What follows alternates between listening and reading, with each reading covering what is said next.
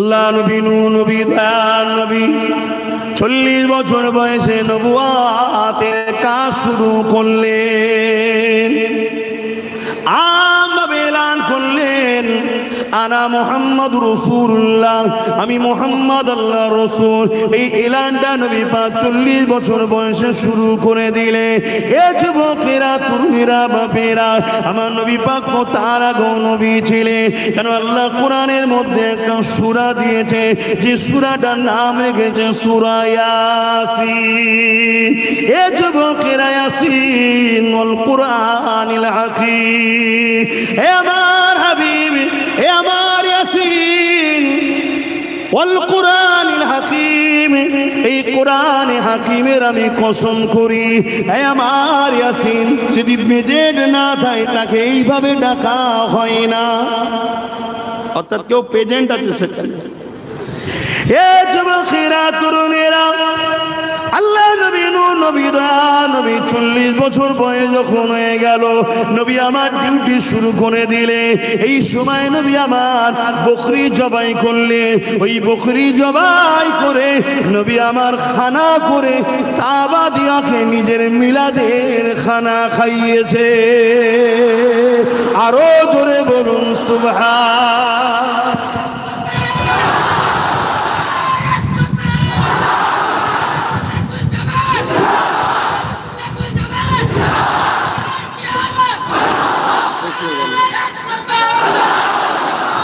তাহলে হুজুর নিজের মিলাদের খানা নিজে করছে না করেনি?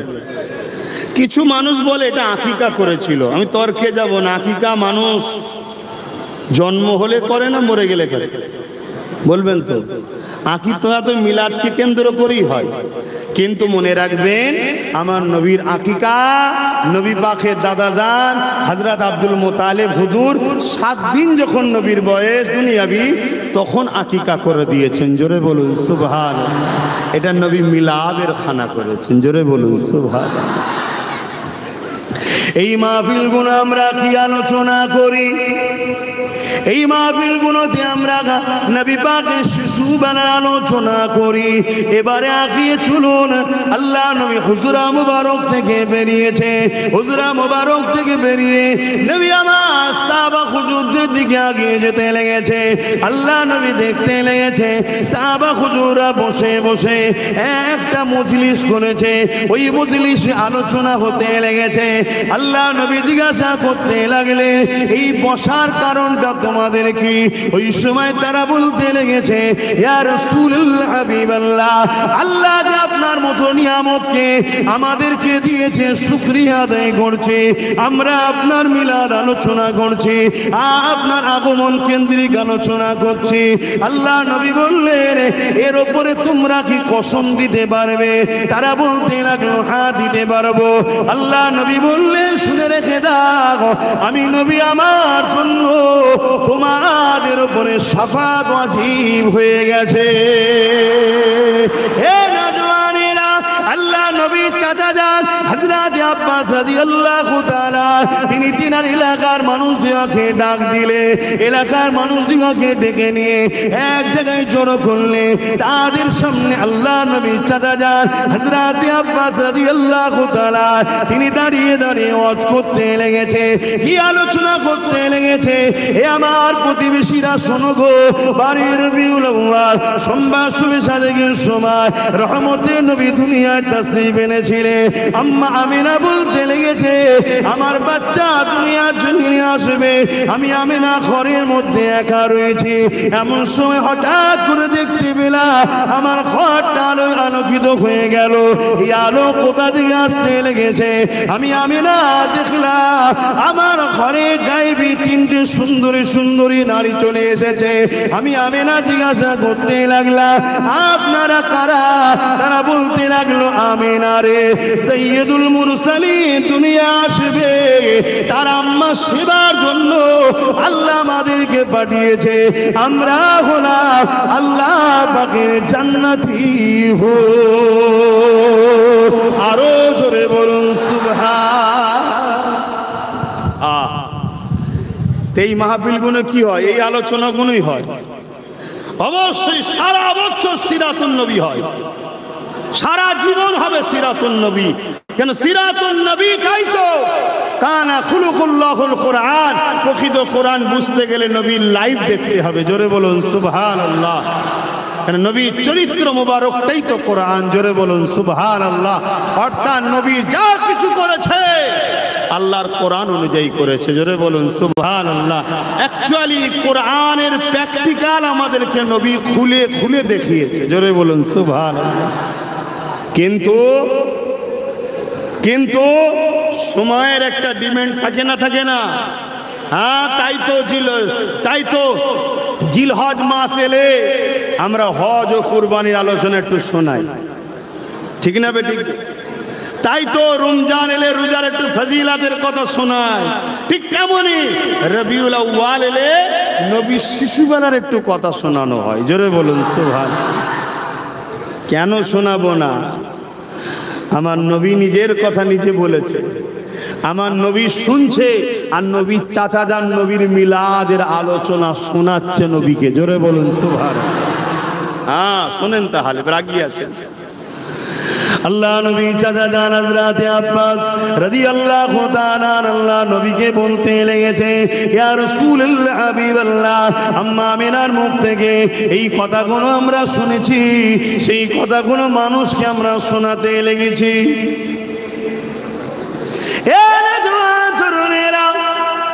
আল্লাহ নবী চাচা জান বলতে লেগেছে, হযরত আমিনা বলেছেন, আমার বাচ্চা যেদিন আমার গর্ভে চলে আসলো সেই দিন থেকে আমার শরীরে একটা আলাদা কাইফিয়ত তৈরি হলো।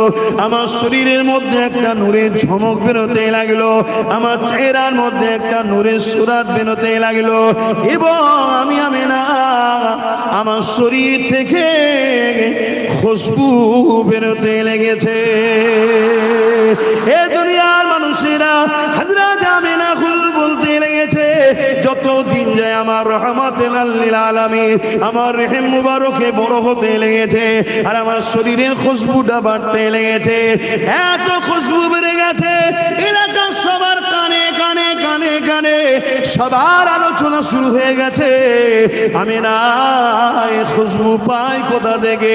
এই খুশবু তো মক্কার কোনো জায়গায় পাওয়া যায় বলে জানি না। অনেকে বলতে লেগেছে আমরা বিভিন্ন রাজ্যের দেশে ব্যবসা করতে যাই, কখনো এত সুন্দর খুশবু আমরা পাই না। আমি না এই খুশবু কোথা থেকে পাই?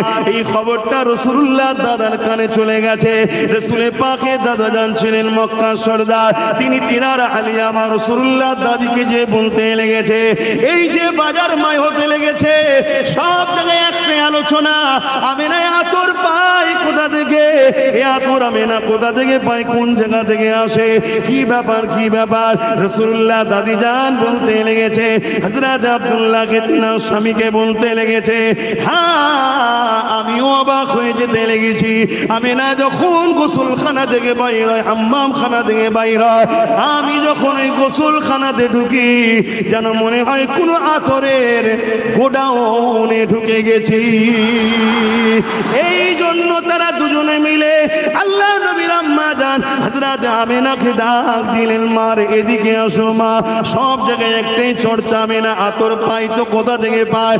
আতরে খুশবু কোথা থেকে পায়? মক্কায় পাওয়া যায় না, বিভিন্ন জায়গায় লোক ব্যবসায়ী যায়, এ আতর কেউ কখনো পায়নি। আতর কোথা থেকে পেয়েছো মা?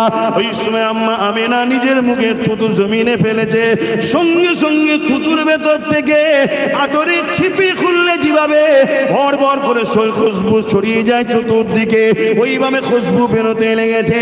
আম্মা আমিনা বলতে লেগেছে, আব্বা আম্মা আমি আতর ব্যবহার করি না, এ আতর আমিনার নয়, এ আতর হলো আমিনার গর্ভে যিনি রয়েছে তিনার খুশবু।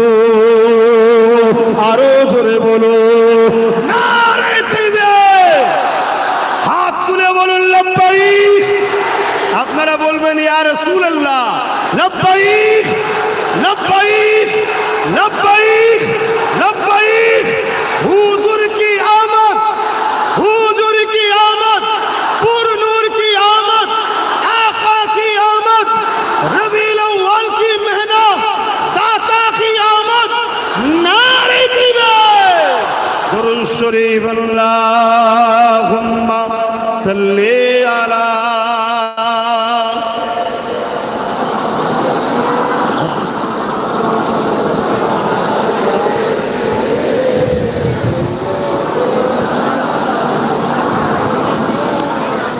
प्यारे रबीउल अव्वल तेरी झलक के सदके, प्यारे रबीउल अव्वल तेरी झलक के सदके, चमका दिया नसीबा सुबह सबे मिलादत, प्यारे रबीउल अव्वल तेरी झलक के सदके,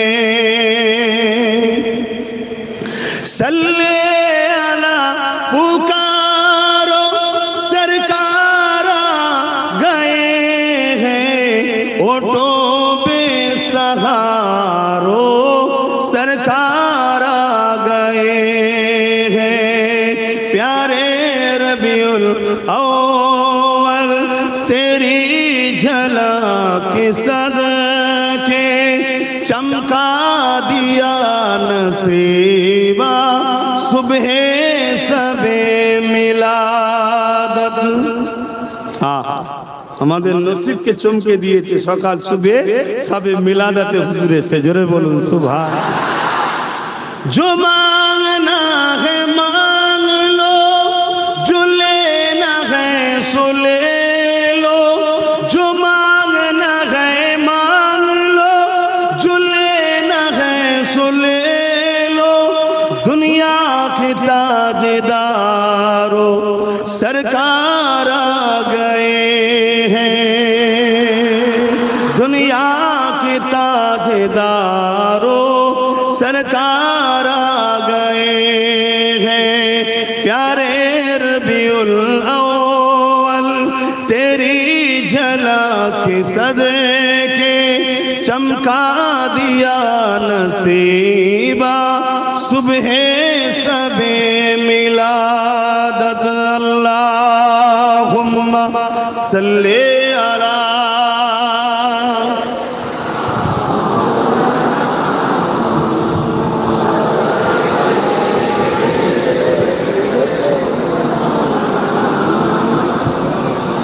আমার যুবকেরা, তরুণেরা, আব্বাজানেরা, মায়েরা, অবশ্যই নামাজ আমাদের জন্য ফরজ, রোজা আমাদের জন্য ফরজ, মালদারদের জন্য যাকাত ফরজ, মালদারদের জন্য হজ ফরজ। অবশ্যই ইনসাফ করতে হবে, ইনসানিয়াত করতে হবে, ন্যায় প্রতিষ্ঠিত করতে হবে, মা বাপকে ভালোবাসতে হবে, বড়দের সম্মান ছোটদের স্নেহ করতে হবে, নিজের মূল মাতৃভূমিকেও কেয়ার করতে হবে, সর্বধর্মের মানুষের সহযোগিতা করতে হবে। এই সবটা নিয়েই আমাদের জিন্দেগি, কিন্তু এই সব কিছু পেয়েছি হুজুরের সদকায়, জোরে বলুন সুবহানাল্লাহ। অতএব হুজুরকে বাদ দিয়ে এগুলো করা চলবে না, হুজুরকে নিয়ে এগুলো করতে হবে, অর্থাৎ হুজুরের দেখানো স্টাইলে করতে হবে। হুজুর হলেন আমাদের জন্য মডেল, লাকাদ কানা লাকুম ফি রাসূলিল্লাহি উসওয়াতুন হাসানা। হুজুর হলেন আমাদের জন্য সবথেকে উত্তম একমাত্র মডেল। তাই হুজুরকে তো মোহাব্বত, হুজুরের সিরাত, হুজুরের মেরাজ, হুজুরের লাইফ স্টাইলের প্রতিটা জিনিসই তো আমাদেরকে ফলো করতে হবে। কেন? হুজুর আমাদের জন্য মডেল। সমাজ থেকে শুরু করে সমাজনীতি, ধর্মনীতি, এডুকেশন নীতি, পরিবার নীতি, রাষ্ট্রনীতি, রাজনীতি, সব নীতি তো হুজুর মডেল। বাকি কেউ তো মডেল নয়, বাকি কাউকে মানাই তো হারাম। কিন্তু হুজুরের সিরাত চালিতে গেলে মিলাদটাও তো বিশ্বাস করতে হবে। কে? আর এটাও গর্বের সাথে বলি, যারা মিলাদ বিশ্বাস করে তারাই তো প্রকৃত তাওহীদবাদী। জোরে বলুন সুবহানাল্লাহ। যারা মিলাদের পক্ষে নয় তারা তাওহীদবাদী হয় বলে সন্দেহ আছে। কেন? মিলাদ করেই প্রমাণ করে দিচ্ছি যে নবী আল্লাহ নয়। কেন? আল্লাহর মিলাদ নাই। মিলাদ মানে বললাম আগমন বা জন্ম। আল্লাহর কি জন্ম হয়েছে কেউ বলবে নাকি? হ্যাঁ, তার শুরুও নাই শেষও নাই। তো মিলাদ দিয়েই প্রমাণ করে দিই আমরা হুজুরকে আল্লাহ বলি না, আল্লাহর পেয়ারা বান্দা বলি। জোরে বলুন সুবহানাল্লাহ। তাই তো মিলাদের মাহফিল হওয়া দরকার এবং প্রতিটা বাড়ি সাজা দরকার 12 রবিউল আউয়ালে। প্রতিটা বাড়িতে ছোট ছোট করে হলো নিজের সন্তান পরিবারদের নিয়ে বসে মিলাদ করা দরকার। অর্থাৎ নবীর আগমনের কিছু কথা আলোচনা করলে যেটা জানো, এত অসংখ্য জানো না কে বলেছে, ওটা নিজে আলোচনা করো, করে তুমি দোয়া করে লাও, নিয়ে যা একটুখানি খানা করলে নিজেরা খেয়ে লাও। রোজই খাওয়া হয়, রোজই ভালো মন্দ করো, শুধু নিয়ত করে লাও আজকে হুজুরের একটু আলোচনা করব, একটু বাচ্চাদের নিয়ে শিখাবো, একটু দোয়া করব, এই বিরিয়ানিটা রাঁধলাম বা খানাটা করলাম, ওটা হুজুরের মিলাদ উপলক্ষ করে ফজিলাত তাবারুক হয়ে যাবে। জোরে বলুন সুবহানাল্লাহ। এবং সময়ের ডিমান্ডকে আমাদেরকে খেয়াল করতে হবে। প্রতিটা রবিউল আউয়ালের চাঁদ উঠলেই যে যার এলাকাকে সাজিয়ে তোলো, পুরো গ্রামকে পরিষ্কার করো, ঝোপ ঝাড় জঙ্গল পরিষ্কার করো, সর্বসময় করতে হবে। কিন্তু রবিউল আউয়ালের স্পেশাল প্যাকেজ থাক, কবরস্থান পরিষ্কার, রাস্তাঘাট পরিষ্কার, মসজিদ ধোও, এলাকা যে যার বাড়ি পরিষ্কার করো, লাইট লাগাও, সুন্দর করে ইসলামিক ঝান্ডা লাগাও। এই রকম যখন হতে থাকবে, তোমার আমার নিউ জেনারেশন ছোট ছোট বাচ্চাগুলো বলবে, আব্বা এটা কি হচ্ছে, মা এটা কি হচ্ছে, আরে আমার নবীর আগমনের মাস, আবার পরের বছর করছো কি হচ্ছে, আমার নবীর আগমনের মাস, আবার কি হচ্ছে, নবীর আগমনের মাস। তোমার বাচ্চার দিলে অটোমেটিক তোমার নবীর প্রেম আদর ভালোবাসা আগমনের দিনটা ঢুকে যাচ্ছে। জোরে বলুন সুবহানাল্লাহ, আরো চিৎকার দিয়ে বলুন সুবহানাল্লাহ। এ দুনিয়া জিন্দাবাদ। এ দুনিয়া আমাদেরকে নবী ভুলাতে চাইছে, এ দুনিয়া আমাদেরকে এসি মসজিদ দিচ্ছে, ভালো জিনিস করছেন সব জায়গাতে, আমাদের ফুরফুরাতও রয়েছে, খারাপ বলছি না, নামাজ দিচ্ছে, দাঁড়িয়ে দিচ্ছে, টুপি দিচ্ছে, সবটাই ভালো, কিন্তু মূলটাকে কেটে নিচ্ছে, হুজুরকে ছেড়িয়ে দিচ্ছে। 52টা জুম্মা হয় মসজিদে, 52 জুম্মা হয়, হুজুরের আলোচনা কটা হয়? এগুলো তো খেয়াল করতে হবে। তুমি যদি হুজুরের হও, যেখানে হুজুরের চর্চা নেই সেখানে তোমার থাকার প্রয়োজন নাই।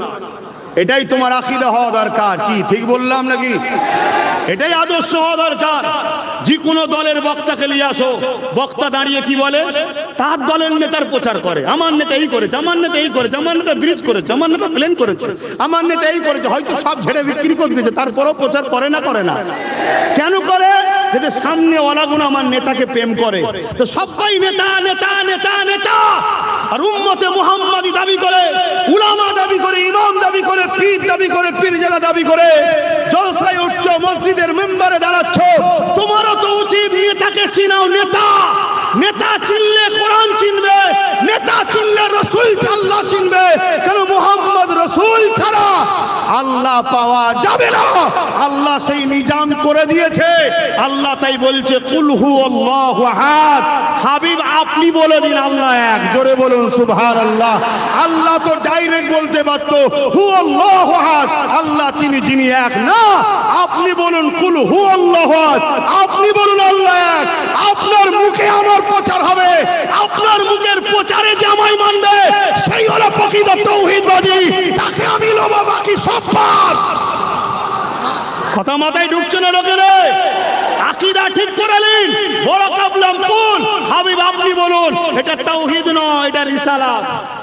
এটা কি রিসালাত? বুঝুন তো, এটা তো ওয়াজি আপনাদেরকে শোনাই নেই, আপনাদেরকে শুধু ফাজাইল শেখাচ্ছে। এটা করলে এই ফজিলত, ওটা করলে ওই ফজিলত, এটা করলে এই ফজিলত, ওটা করলে ওই ফজিলত। আচ্ছা বলুন তো ভাই, 1 লক্ষ লোক নিয়ে এসেছি, দুটো হাত আছে, দুটো পা আছে, দুটো চোখ আছে, দুটো কান আছে, দুটো কিডনি আছে, 1 লক্ষ লোক নিয়ে এসেছি, কিন্তু 1 লক্ষ লোকের কারো জান নেই। আর আরেকদিকে একটা লোক নিয়ে এসেছি, একটা হাত নেই, একটা পা নেই, একটা চোখ নেই, কিন্তু জান আছে। কোনটা কাজে লাগবে? আর কিছু খুদ আছে, আরে খুদ ছাড়া মানুষ কে আছে? আমি হুজুর, পীরজাদা, আমার খুদ নেই। আমি তো মনে করি তোমাদের থেকে বড় পাপী আমি, কিন্তু জানটা আছে, জানটা অর্থাৎ ঈমানটা আছে। আমি বুঝাতে পারছি তো নাকি? বেকার কষ্ট করছি? আল্লাহর হস্তে বলে যাচ্ছি, আল্লাহর দোহাই দিয়ে বলে যাচ্ছি, আল্লাহ যাকে প্রেম করেছে, আল্লাহ যাকে ভালোবেসেছে, তাকে তোমরা ভালোবাসো যদি আল্লাহ পেতে চাও, নাই সব বেকার হয়ে যাবে। কিয়ামত দিন তোমার নামাজ, তোমার রোজা, তোমার হজ, তোমার দাড়ি, তোমার টুপি নিয়ে আল্লাহ তোমার মুখে ছুঁড়ে নিক্ষেপ করে, বেরো। তোর নামাজের মুখাপেক্ষী নাকি আমি? তোর রোজার মুখাপেক্ষী নাকি আমি? পড়তে বলেছি তোর উপকারের জন্য, কিন্তু আমার বন্ধুর হতে পারলি না তোরা। যাকে আমি ভালোবাসি তোরা তাকে ভালোবাসতে পারলি না, তার মিলাদকে তোরা বানাতে পারলি না, তার আগমনকে নিয়ে আমি কত কিছু অলৌকিক ঘটনা ঘটিয়েছি।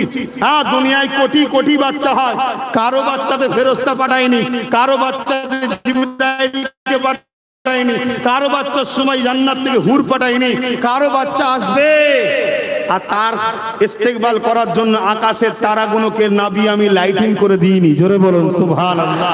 আপনারা জানেন তো নাকি, আম্মা জান আমেনা বলছেন, আমি আমার দেখতে পেলাম আমার বাড়ির ছাদেতে আকাশের তারাগুলো সব নেমে আসছে, এসে পুরো বাড়িতে সেজে গেল বাড়ির ছাদে।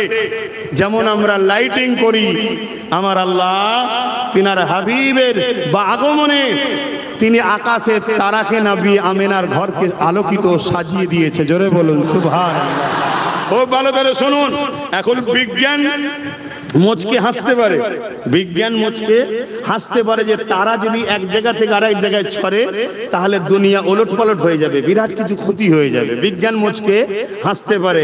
আমি এই 150 বছরের বিজ্ঞানকে বলবো না, এখন অনেক ঢিলে আছে, টাইট আমাদের কাছ থেকে করতে হবে। শুনছেন তো নাকি? কেন তোমাদের দৌড় বেশি দূর নয়, 150 বছর, তার আগে তোমাদের খবরই ছিল না। শুনে রেখে দাও, আল্লাহ তিনি বেশাক তারাকে এমন ভাবেই রেখেছে, উলট পালট হলেই দুনিয়া ধ্বংস হবে। কিন্তু খোদা যখন বলবে কুন হো যা, ওই জায়গায় দাঁড়াবে তারা যাবে, তখন দুনিয়া উলট পালট হয় না। জোরে বলুন সুবহানাল্লাহ। কেন খোদ মালিক তিনি, তিনি সব পারে। কথা মাথায় ঢুকছে না? ঢোকে না? না হয় আবার অনেকে মুচকে হাসতে পারে, দেখেছি মোল্লাগুলো সব কিচ্ছু বোঝেনি। হ্যাঁ, আমরা কিছু বুঝিনি, তোমরাই সব বোঝো। হ্যাঁ, তো বলো তো দেখি, প্রথম আসমানের উপরে কি আছে? বলছে জানি না। দ্বিতীয় আসমানের উপরে জানি না। তৃতীয় আসমান, চতুর্থ আসমান, পঞ্চম আসমান, সপ্তম আসমানের উপরে কি আছে? বলছে জানি না। আর আমার মাদ্রাসা 10 বছর 10-এ পড়ে, মাধ্যমিকে পড়ে, তাকে জিজ্ঞেস করো তো সপ্তম আসমানের উপরে কি আছে? বলছে সিদরাতুল মুনতাহা আছে। কি সেটা? বলছে জিবরাইল থাকে। জোরে বলুন সুবহানাল্লাহ। তোর বিজ্ঞান গেল কোথায়? শুনছেন তো নাকি? হ্যাঁ, বিজ্ঞানকে আমরাও মানি, সায়েন্সকে মানতে হবে। সায়েন্সটাও আল্লাহর নবী দরজা খুলেছে, গেলেমের দরজা আমার নবী, বিজ্ঞানের দরজা আমার নবী খুলেছে। জোরে বলুন সুবহানাল্লাহ। কিন্তু কিছু জায়গায় বিজ্ঞান ফেল, কিছু জায়গায় বিজ্ঞান ফেল। কথা বুঝে আসছে তো নাকি? হ্যাঁ, এটাই মাথায় রাখতে হবে। বিজ্ঞান বলছে মায়ের পেটে সন্তান আছে না নেই প্রমাণ হবে কি করে? মায়েদের যেটা হয় ওটা বন্ধ যদি হয়, সন্তান আছে যদি হয় তাহলে সন্তান নাই, তাই তো নাকি? আর আম্মা জান আমেনা বলছে আমার বাচ্চা রয়েছে, কোনদিন অন্য নারীদের মতো আমার পেটটা বড় হয়নি। অন্য নারীরা যন্ত্রণা ব্যথা পায়, আমি কোনোদিন পাই না।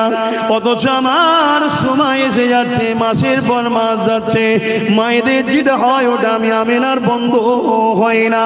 আমি বড় আশ্চর্য হতে লেগেছি। হে দুনিয়ার মানুষ শোনো, ওই নাপাক রক্তটাকে তোমার আমার নাভির সাথে মায়ের নাভির কানেকশন আল্লাহ করিয়ে দেয়। ওই মায়ের নাপাক রক্তটা বাচ্চা শরীরে দেয়, কিন্তু আমার রাসূলুল্লাহ শরীরে নাপাক রক্তটা দেয়নি। কেন দেয়নি? আমার নবী তো নূর নূর নূর। দ্বিতীয় হলো আমার নবী তো দুনিয়াকে পাক করতে এসেছে, তিনার নাপাক রক্তের প্রয়োজন না। এখানে বিজ্ঞান কি করে সন্তান বাঁচে? হ্যাঁ, হে যুবকেরা, তরুণেরা, আম্মা জান আমেনা বলতে লেগেছে আমার মুহাম্মদ সাল্লাল্লাহু আলাইহি ওয়াসাল্লাম আব্দুল্লাহর পেশিনা থেকে আমার রেহেম মুবারকে যখন চলে এলো, ওই সময় আমি অবাক হতে লাগলাম। আমি ঘরের মধ্যে যেই ঢুকেছি, আমার ঘরের দরজা দরের দেয়াল গুলো আমি আমেনাকে সালাম মুবারকবাদ দিতে লেগেছে। এ যুবকেরা, এই যে আলোচনা হচ্ছে সুবহানাল্লাহটা কার বলা হচ্ছে? আল্লাহ। আমার, আল্লাহ তোমার নবীকে এত নিয়ামত ওয়ালা করেছে, এত শান ওয়ালা করেছে, তাহলে মাহফিলে নবীর শিশুবেলা আলোচনা হবে মূলত আল্লাহর কুদরতের নিদর্শনের আলোচনা হচ্ছে। এটা আপত্তি কিসে? এতে সমস্যা কোন জায়গায়? কিন্তু না, নবী ভুলাতে হবে, নবী ভোলাতে হবে। তাই যখন দেখছে কোনোভাবে মিলাদুন নবী বন্ধ করতে পারছি না, তখন আবার নতুন করে আর একটা প্ল্যান করেছে, কি মিলাদুন নবীর নামে যুব সমাজের হাতে ডিজে বসতে দাও, হই হই করে দিয়ে না, রোড অবরোধ করে সর্বধর্মের মানুষের দেশে অন্য ধর্মের মানুষের কষ্ট দিয়ে, এটা আমার নবীর আদর্শ হতে পারে না। ইসলামিক কান্ট্রি হলে সবাই যেখানে ইসলামের অনুসারী সরকারি ভাবে সেখানে জুলুস বাইর হয়, সেটা ভিন্ন ব্যাপার। আপনিও জুলুস বার করতে পারেন উজু অবস্থায়, মাথায় টুপি দিয়ে, ইসলামিক লেবাসে, পাক পবিত্রতার সাথে আপনার মুসলিম মহল্লায়, মুসলিম এলাকায় আপনি শান্তিভাবে খুললেন, হুজুরের স্লোগান দিলেন, লাইন দিয়ে গেলেন, আমার শরীয়তে সেখানে নিষেধ নাই। শুনছেন তো নাকি?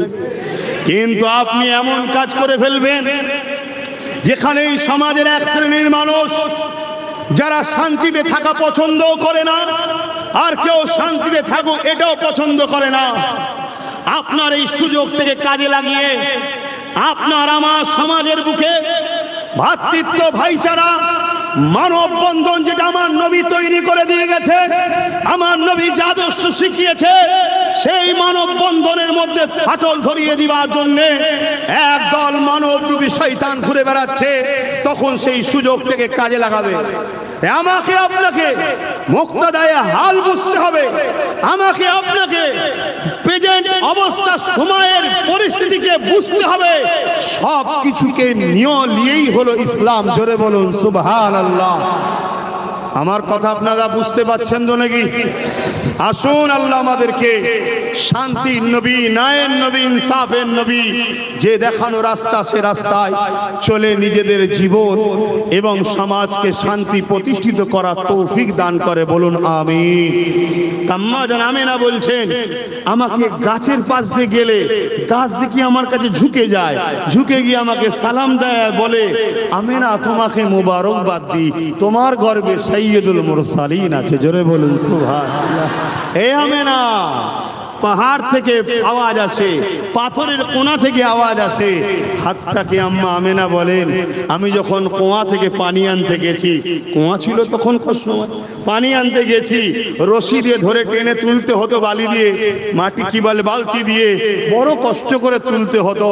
কিন্তু যেদিন আব্দুল্লাহর পেসিনা থেকে আমার পবিত্র রেহেমে নূরে মুজাসসাম চলে আসলো, সেদিন যখন আমি গেলাম, ওই কুয়ার ভেতর থেকে আমাকে সালাম ও মুবারকবাদের আওয়াজ আসতে লেগেছে। জোরে বলুন সুবহানাল্লাহ। আমি প্রথমবার একটু বড় চিন্তিত হয়ে ঘাবড়ে গেলাম। আস্তে আস্তে আগিয়ে দেখি একটা তুল কালাম চলছে, ওই পানি আস্তে আস্তে ফুলছে, ফাঁপছে, পানি কুয়ার কানাকানি এসে গেল, আর আওয়াজ দিল, আমেনা আসার কি দরকার ছিল? সাইয়্যিদুল মুরসালিন রাহমাতাল লিল আলামিনের মা হন আপনি, বললে বাড়ি পৌঁছে যেতাম। জোরে বলুন সুবহানাল্লাহ। এই ক্ষমতা আছে না না?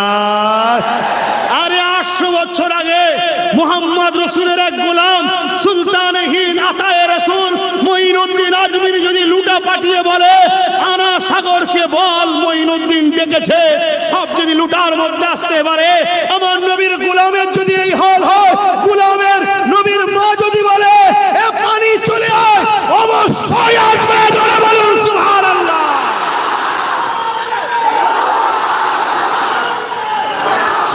এই বিষয়ে আর একটা আপনাদের ঘরে হাদিস শোনায়, আর একটু দিলটা মজবুত হয়ে যাবে, হবে তো নাকি? যারা প্রেম করে তাদের কাছে দলিল লাগে না, প্রেম যারা করে তাদের কাছে দলিল লাগে না, সব জায়গাতেই আগিয়ে থাকো। আর হুজুরের বেলায় দলিল খোঁজো কেন? হ্যাঁ, দুনিয়ার চোর ছেঁচড়া বদমাই লুটেরা খুনি নেতা এলে দাঁড়িয়ে যাও, তখন দলিল খোঁজো নাকি যে ও এলে না দাঁড়াতে হবে? তখন আসাহেব মাসাহেব পীর সাহেব হাজি সাহেব সব সাহেব নেতাজি নেতাজি নেতাজি নেতাজি ভালো আছেন ভালো আছেন, এত সম্মান করতে হবে, দলিল কোথা পেয়েছেন? তখন দলিল খোঁজে না, হুজুরের বেলায় দলিল খোঁজে। তাহলে জানতে হবে এর মধ্যে কিছু সমস্যা। এইরকম সমস্যা যাদের আছে তাদের থেকে দূরে থাকা দরকার আছে না? না, কেন এই ভাইরাস মারাত্মক ভাইরাস। এ ভাইরাস ধরে গেলে চিরজীবন জাহান্নামে, বাকি ভাইরাস ধরলে জানটা চলে যাবে বা কিছুদিন বিছানায় পড়ে থাকে। কদিন আগে যেমন একটা ভাইরাস ছড়িয়েছিল, জ্বরটার হচ্ছে, ও কিছু দিনের ব্যাপার। আর মানুষকে আতঙ্ক এমন ছড়িয়ে দেয় না, মানুষ আতঙ্কে মরে যায়। যেমন আমার দেশে একটা আতঙ্ক চলছে এখন, মানুষ কাগজপত্র হলে পেরেছান। কি এগুলো একটা মেরে ফেলার কল রে বাবা, বড় বড় নেতাদের সব ফন্দি, মানুষ কমাও। শুনছেন তো নাকি? অথচ কম বক্তা গুলো মানুষের এত টাকা পয়সা খাচ্ছে তো কলজে ভরে না, এখন মানুষ কমানোতে ব্যস্ত। হ্যাঁ, তুই কেন রয়েছিস? তুই প্রথম মরে জানা, একটা মানুষ প্রথম কমু, তার বেলায় বলবে না আমি থাকবো। ও গরিব গুলো মরে যাক না। আজও দুনিয়ায় পানি হয় গরিবদের জন্য, আজও দুনিয়ায় সূর্য ওঠে গরিবদের জন্য, আজও দুনিয়ায় শাক ফল ফুল আল্লাহ দিচ্ছে গরিবদের জন্য। গরিবরা এদের জন্য আজও দুনিয়াতে আল্লাহ সাহায্য সাহারা দেয়, কেন গরিবদের ঘরে আমার আল্লাহ পছন্দ করে। জোরে বলুন সুবহানাল্লাহ। খুব মাথায় রাখবেন, গরিবদের সঙ্গে খবরদার খারাপ ব্যবহার করবেন না। ভালো যদি বাঁচতে নাও পারেন, খারাপ ব্যবহার করবেন না। সে যদি গরিব অন্য ধর্মেরও হয়, আঘাত দেবেন না, কেন গরিবের দিল বড় লাজুক হয়। কথা বুঝে আসছে? আল্লাহ আমাদেরকে বোঝ শক্তি দিক, আল্লাহুম্মা আমিন। তো আমি একটু মাঝে মাঝে অন্যদিকে চলে যাচ্ছি, আপনাদের অসুবিধা হচ্ছে। আমি কি কথা বলছিলাম জানো? হ্যাঁ, আমার রাসূল পাক সাল্লাল্লাহু আলাইহি সাল্লামের কাছে একজন অমুসলিম এসেছে, এসে বলছে আপনি যে নবী দাবি করেছেন, কিছু মুজিজা দেখান তো, কিছু দেখান। মানে অমুসলিমও জানে নবী তারা হয় যাদের মুখের কথা বলার সাথে সাথেই কবুল হয়। জোরে বলুন সুবহানাল্লাহ। কিন্তু আমরা মুসলমান মৌলভী সাহেবরা এখন বুঝতে পারছি না আমার নবীকে। বড় দুঃখ ভাই। সাধারণ লোকেদের দোষ দেবো না, সাধারণ লোকেদের একটাই দোষ, অত লাফালাফি করো কেন? শুধু যেখানে দেখবে নবীর সঙ্গে জুড়ছে সেখানে থাকবে, যেখানে নবীর সঙ্গে জড়বে সেখান থেকে কেটে পড়বে, এতটুকুর উপরে থাকবে ব্যাস, তাহলে দেখবে অটোমেটিক সব হচ্ছে। তো ওই ব্যক্তিটা এসে বলছে আপনি যে নবী দাও, এটা মুজিজা কিছু দেখান। আল্লাহ নবী বললেন কি দেখতে চাও? নবী দেখে মরুভূমি ফাঁকা এলাকা, দূরে একটা বড় গাছ রয়েছে, একটু দূরে। আল্লাহ নবী বললেন ওই গাছটার কাছে যাও। মন দিয়ে শুনছেন তো সবাই? তোমাদের নেতার কথা বলছি, তোমার আমার লিডারের কথা বলছি। লিডার ইনি, যাত্রার পিছনে ছুটুনি। জমিন থেকে ইশারা করেছে, চাঁদ দুটুকরো হয়ে গেছে। জোরে বলুন সুবহানাল্লাহ। আজকে যারা ইনার দিনকে মিটাতে চায়, সব কটা নেতার নামে ভণ্ড গুণে এক জায়গায় হয়ে ঘরে একটা ল্যাম্প জ্বালিয়ে বলুন একটু সরে যা দেখি, পারবে কেউ? তাহলে পাল্লা নিতে যেওনি, সুধরে যাও। কত পাগল পাগলামি করেছিল, সব পাগলামি কেটে গেছে। কি হ্যাঁ, চিঙ্গিস খান নাম শুনেছেন তো? পাগলামি করেছিল, আল্লাহ পাগলামি কাটিয়ে দিয়েছে। হালাকু খান পাগলামি করেছিল, পাগলামি কাটিয়ে দিয়েছে। আর একটা নাম আপনারা সবাই শুনেছেন, বুশ নাম শুনেছেন? পাগলামি করতে গেছিল, কি বলেছিল? আমেরিকা থেকে ইসলাম মুছে দেবো। এখন আমেরিকা শুধু নয়, পুরো ইউরোপ দুনিয়া বলছে আগামী 40-এর মধ্যে ইউরোপ দুনিয়ায় সংখ্যা গুরু হবে ইসলাম। জোরে বলুন সুবহানাল্লাহ। রোক না প্রেসিডেন্ট তোরা, নেতা তোরা, মিলিটারি তোদের, ফোর্স তোদের, গুলি তোদের, কামান তোদের, পরমাণু শক্তি তোদের, রাজ পাওয়ার তোদের, রোক।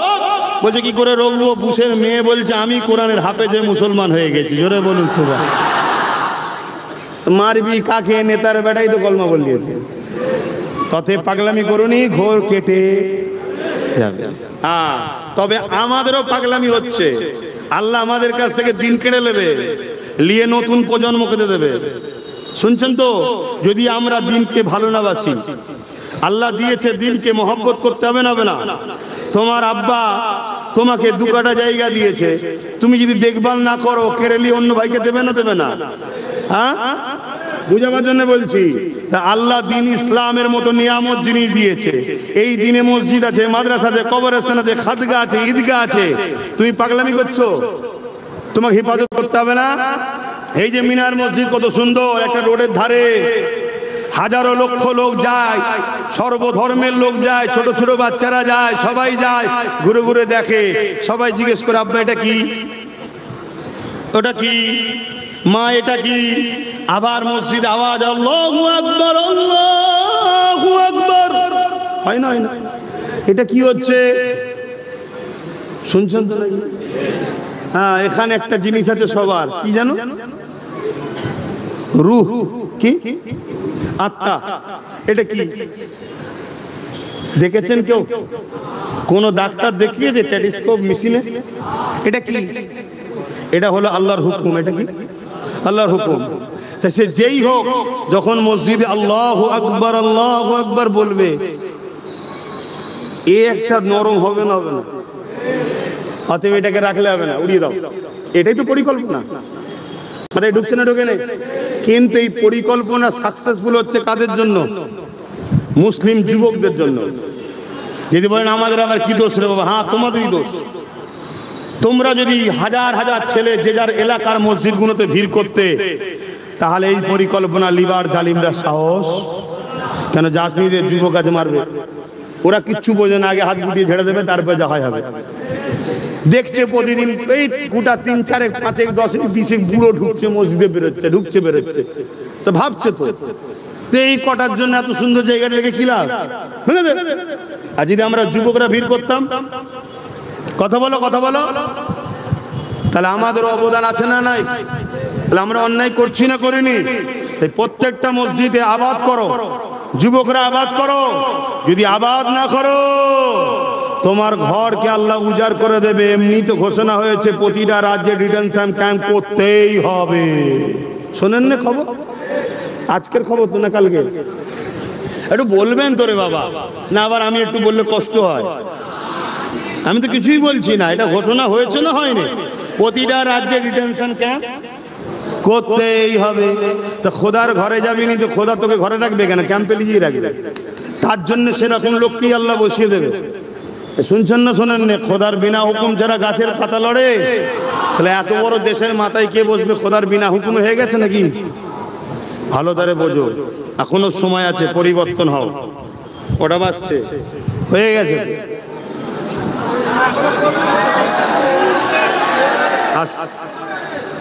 আস্তে সব আমার ভাই বাপেরা তো নাকি? নিজেদের লোক তো নাকি? অন্য কেউ নেই তো? আচ্ছা ঠিক আছে, তার মানে টক টাইম শেষ হয়ে গেছে, আবার রিসার্চ করতে হবে যে ভাষা আপনারা ভালো বুঝবেন। আসেন আপনারা যদি আমার নবীর কথা শুনতে রাজি হন, জীবনে নিঃশ্বাস যতক্ষণ চলবে নবী নবী নবী নবী নবী নবী নবী নবী অবশ্যই তো শোনাবো।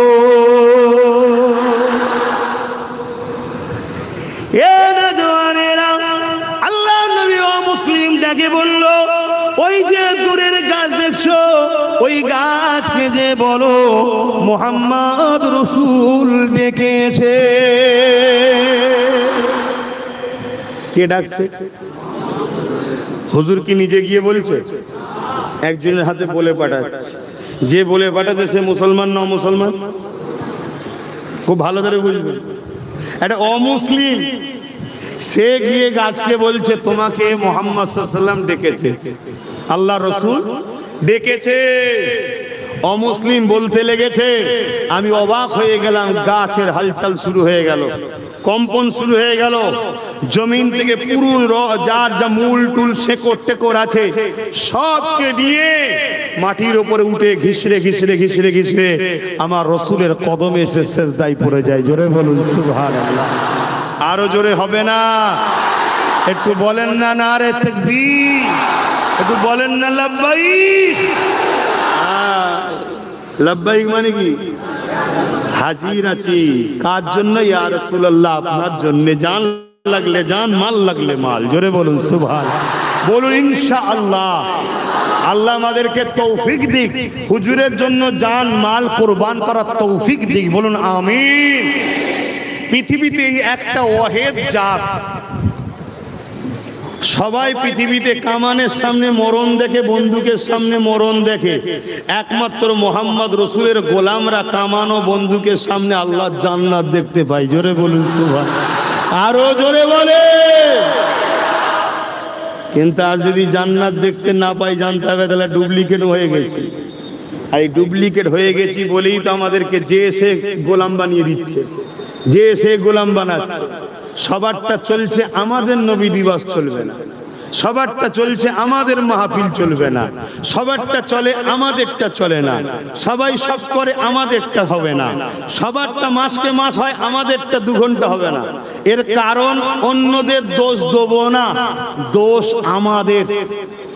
আমরা ডুপ্লিকেট হয়ে গেছি, অরিজিনালটা নেই, জেরক্স হয়ে গেছে। আল্লাহ নবীর কথা শুনে অমুসলিম গিয়ে বলছে হুজুর ডাকছে, আল্লাহ নবী ডাকছে।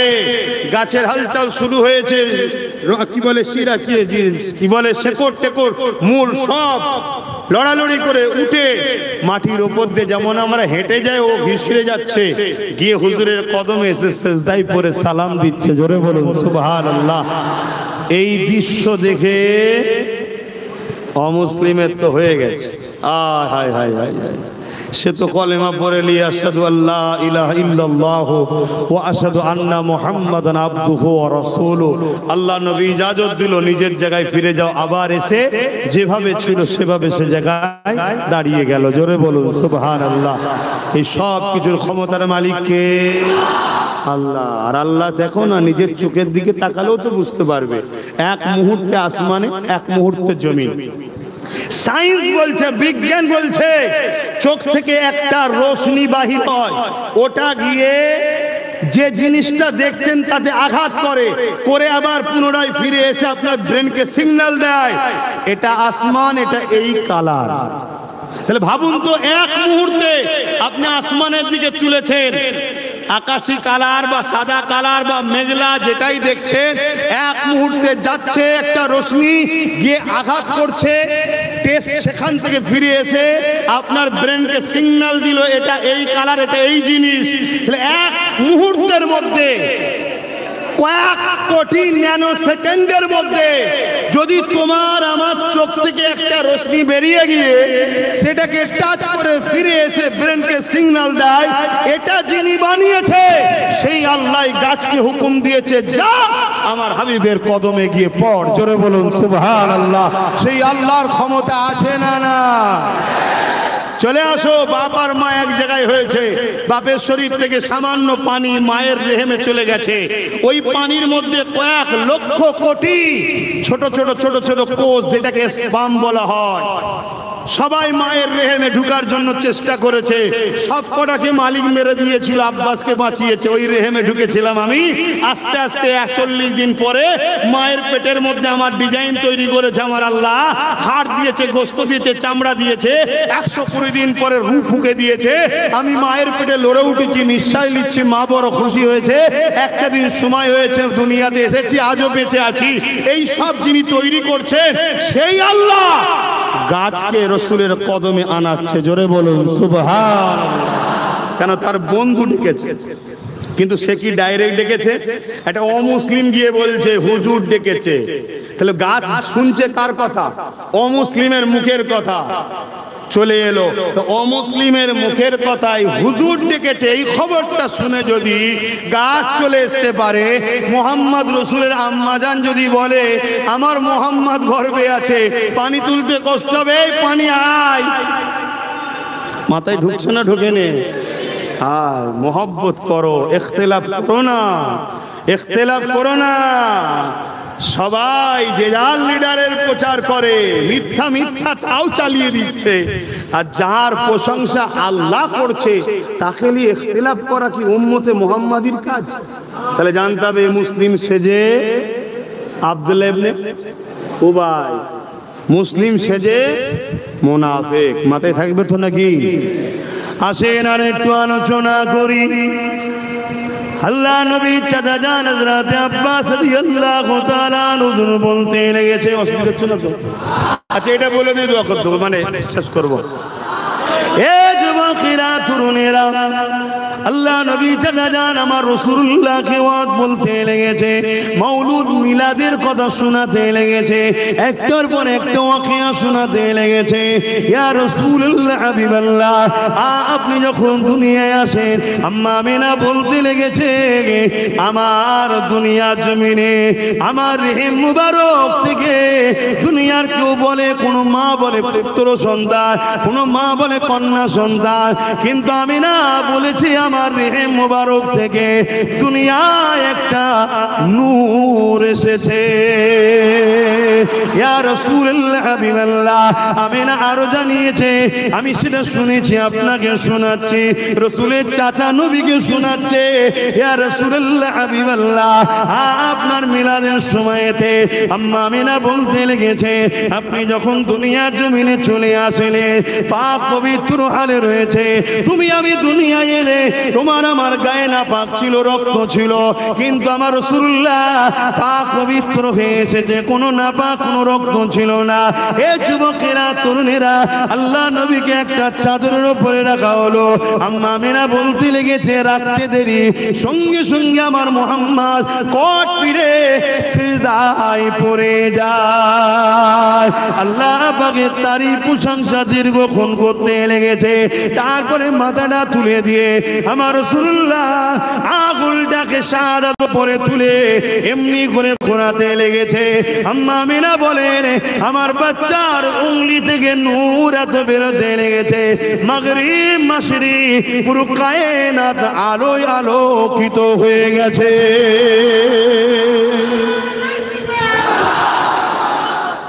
ভাই আরো উলামারা রয়েছে, সবাই ওয়াজ করবে, কথা বুঝে আসছে, সবার হক আছে, সবার টাইম আছে।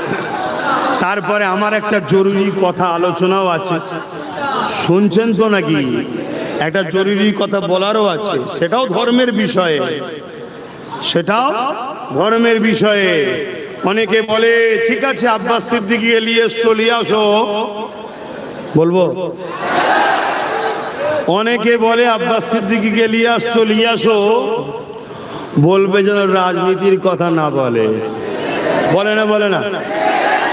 যারা এ কথা বলে আমার ডাউট হয় তারা নিশ্চয়ই গাঁজা খায়। না এরম পাগলের মতো বকে কেন? না এরম পাগলের মতো বকে কেন? রাজনীতি কাকে বলে? দেশ সেবা, দেশবাসীর সেবার জন্য একটা নীতি, সেই নীতির কথা রাজনীতি বলে। কথা বুঝে আসছে? আমার ভাষায় অন্যায়ের বিরুদ্ধে ন্যায়ের পক্ষে থাকাটাই হলো রাজনীতি। কথা মাথায় ঢুকছে? এতক্ষণ যা কিছু বললাম রাজনীতির কথা কিছু বলেছি? হ্যাঁ জোরে বলুন।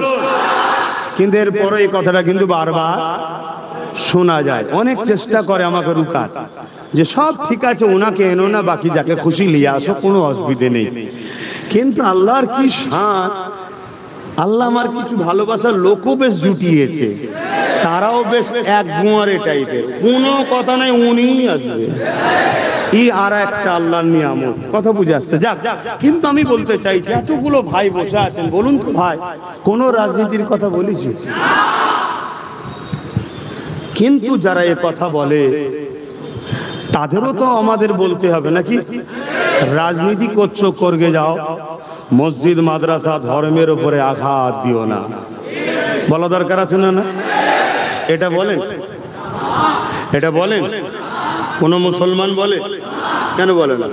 যে রাজনীতি করছো, করগে যাও ভাই, আমার ধর্মের উপরে হস্তক্ষেপ করো না, আমার মসজিদ, আমার মাদ্রাসা, আমার কবরস্থান, আমার ঈদগার বিষয়ে কথা বলো না, এটা বলা দরকার আছে না? না তুই রাজনীতির নামে আমার ধর্মে থাবা মারবি, তাহলে আমাদেরও তো উচিত তোদের কলজেই হাত দেওয়া দরকার আছে না? নাই?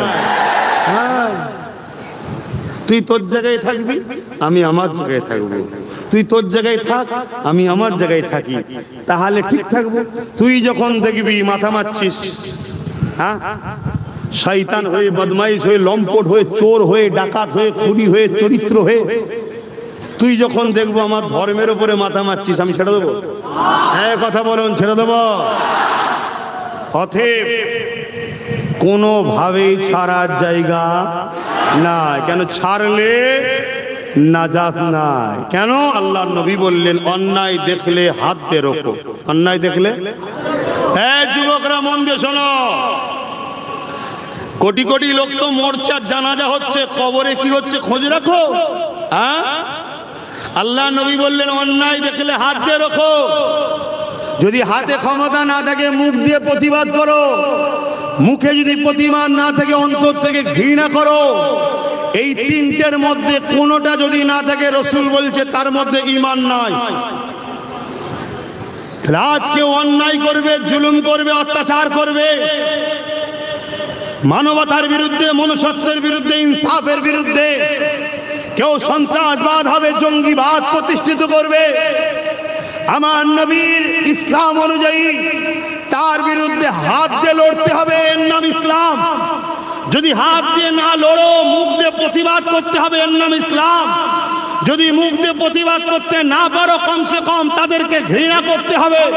এই তিনটের মধ্যে কোনোটা যদি না থাকে রাসূল বলছে তার মধ্যে ঈমান নাই। কথা শুনছেন তো নাকি? তাহলে তোমার জন্য কি আমি বেঈমান হয়ে যাব নাকি? সব বিষয়ে প্রতিবাদ করি, সব বিষয়ে কথা বলি, আর অন্যায় অত্যাচারের বিরুদ্ধে বলা যাবে না? একটু আওয়াজ দিচ্ছেন না কেন? এটা আমার ধর্মের হুকুম।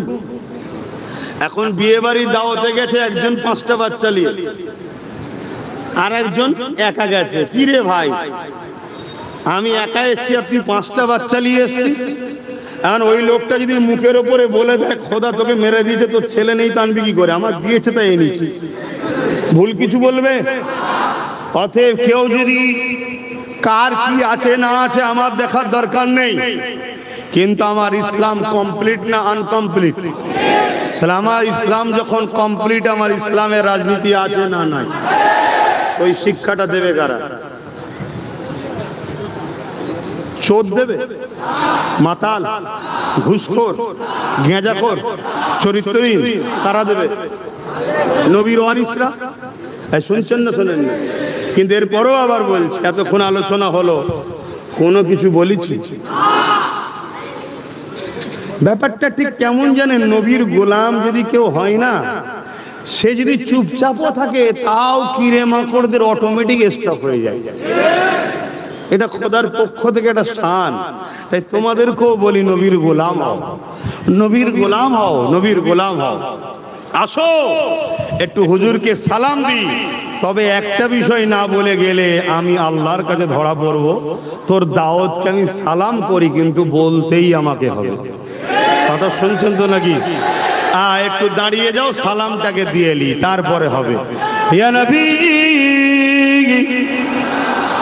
সালাম।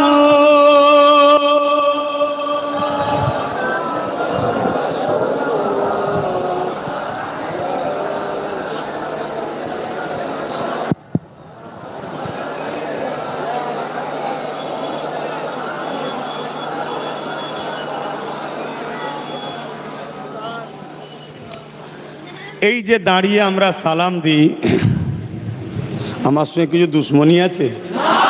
মাইকওয়ালাকে জিজ্ঞেস করছি, আমার সঙ্গে কিছু রাগ টাগ আছে? এই যে আমরা দাঁড়িয়ে সালাম দিই, এ নিয়েও আমাদের সমাজে একটা ভাই ভাই মতনৈক্য আছে না নাই? যেসব ভাইয়েরা বসে সালাম দেন, আপনাদেরকে বলবো ভাই, মতনৈক্য করেননি। দুনিয়ার দিকে তাকান, কি হচ্ছে দেখুন। আমরা দাঁড়িয়ে কেন সালাম দিই এটা শুনেলেন? নিবার পরে যদি মনে হয় দাঁড়িয়ে দেবেন দেবেন, না হয় আপনার যেটা পছন্দ করকে যান না, জবাব তো আল্লাহর কাছে দেবেন। আমরা দাঁড়িয়ে দিই, নবী সাহাবা হুজুররা নবীকে দাঁড়িয়ে সালাম দিতেন, তাই জোরে বলুন সুবহানাল্লাহ। বাবুল আদব কিতাবুল কিয়াম, নবী সাহাবারা নবী পাক সাল্লাল্লাহু আলাইহি ওয়াসাল্লামকে দাঁড়িয়ে সালাম দিতেন, জোরে বলুন সুবহানাল্লাহ। দ্বিতীয় নম্বর, কোরআন পাকে আল্লাহ বললেন সল্লু, দরুদ পড়ো, বাস এতটুকু। তারপরে কি বলছেন? অসাল্লিমু, এবং সালাম দাও। সালামের বেলায় আল্লাহ বলছেন তাসলিমা। कसरत के साथ आदबेर साथे सालाम दाओ। जोरे बोलুন সুবহান। তা আদবের দিক দিয়ে যদি মনে হয় আপনার কাছে বসা, আপনি ওটা নিয়ে থাকে। আমাদের কাছে আদবের জন্য সবথেকে উত্তম হলো কোনটা? তাই আমরা দাঁড়িয়ে দিই। কথা মাথায় ঢুকছে? দরুদ আমরা বসে দিই, এজন্য দরুদ পড়লে নেকি হয়, নেকি আমল নামাতে লিখা হয়। ওটা ফারিস্তার কাজ, লিখছে। কিন্তু সালাম দিলে আমার আকা কামলিওয়ালা মদিনাওয়ালা জবাব দেয়, তাই আদবে উত্তরটা লি। জোরে বলুন সুবহানাল্লাহ। এরপরও বলবো, কেউ যদি বসে সালাম দেয় তাদেরকে আমরা কাফের, বেদাতি, বেঈমান বলে ঝগড়া করি না। করি? ফতোয়া দিয়েছি। তাহলে আমরা যদি দাঁড়িয়ে দিই, আপনাদেরও উচিত হবে না আমাদের সঙ্গে ঝগড়া করা। কেন এখন আপনিও বিপদে, আমিও বিপদে। কি এখন বিপদে না বিপদে নয়? এই এশিয়া মহাদেশে 4টে সিলসিলা আছে। ফুরফুরা শরীফ দাদা হুজুরের সিলসিলা, জোনপুরি কারামত আলী জোনপুরি সাহেব, বেরেলি সিলসিলা আহমদ রেজা খান বেরলুবি রহমতুল্লাহ আলাইহ, দেওবন্দি সিলসিলা হাজি ইমদাদুল্লাহ মুহাজির মাক্কি রহমতুল্লাহ আলাইহ। এই 4 সিলসিলার 4 জন মুর্শিদ। একজনের নাম হযরত হাজি ইমদাদুল্লাহ মুহাজির মাক্কি রহমতুল্লাহ আলাইহ। বেশক তিনি আশিক রাসূল আল্লাহর ওলি, বললেন না সুবহানাল্লাহ। দ্বিতীয় জন হলো হযরতে কারামত আলী জোনপুরি রহমতুল্লাহ আলাইহ। বেশক তিনি আল্লাহর ওলি, জোরে বলুন সুবহানাল্লাহ। আরেকজন হলো আলা হযরত আহমদ রেজা খান বেরলুবি রহমতুল্লাহ আলাইহ। বেশক তিনি আলেমে হাক্কানি আল্লাহওয়ালা, বলুন সুবহানাল্লাহ। আরেকজন হলো আমাদের মুর্শিদ, পূর্ব ভারতের মানুষের ইমাম, যিনি জামানার মুজাদ্দেদ আল্লামা সৈয়দনা আবু বকর সিদ্দিক, তিনিও আল্লাহর ওলি, আল্লাহর মুজাদ, নবীর মুজাদ্দেদ। জোরে বলুন সুবহানাল্লাহ। তাহলে 4 সিলসিলার মাথায় যারা বসে আছে তারা হক, তারা সবাই আমার নবীর মিলাদের মাহফিল করেছে এবং মিলাদে দাঁড়িয়ে সালামও দিয়েছে। জোরে বলুন সুবহানাল্লাহ। এরপরও কেউ যদি মনে করেন আমার উস্তাদ দিতে বারণ করেছে, ঠিক আছে বাবা, তুই তোর হুজুরলে থাক না বাবা, তুই তোর আমি তোর হজরত তোর শায়েখ তোর পীরলে থাকবে যা। এখন কোন জায়গায় আমরা দাঁড়িয়ে আছি এটা আমাদেরকে বোঝা দরকার আছে না? নয়, এটা তো ফরজ, ওয়াজিব, সুন্নতে মুআক্কাদা বলছে, এটা প্রেমের ব্যাপার, আদবের ব্যাপার। তাই আমরা আদবের জন্য দিই। কথা বুঝে এসছে ভাই? এরপরেও যদি কেউ এলিয়ে বাড়াবাড়ি করে তাহলে জানতে হবে আমাদেরকে বিভাজন করার জন্য ইসলামের দুশ্মনরা ওদেরকে লাগিয়েছে, তাই তো না? কি গো? কেন আমরা যতদিন ইত্তেহাদে থাকবো, একতায় থাকবো, ততদিন আমরা কামিয়াবি ও বিজয় পাব। যখন আমরা বিভাজন হয়ে যাব, টুকরো হয়ে যাব, তখনই কিন্তু আমরা দুর্বল, কমজোর হয়ে যাব।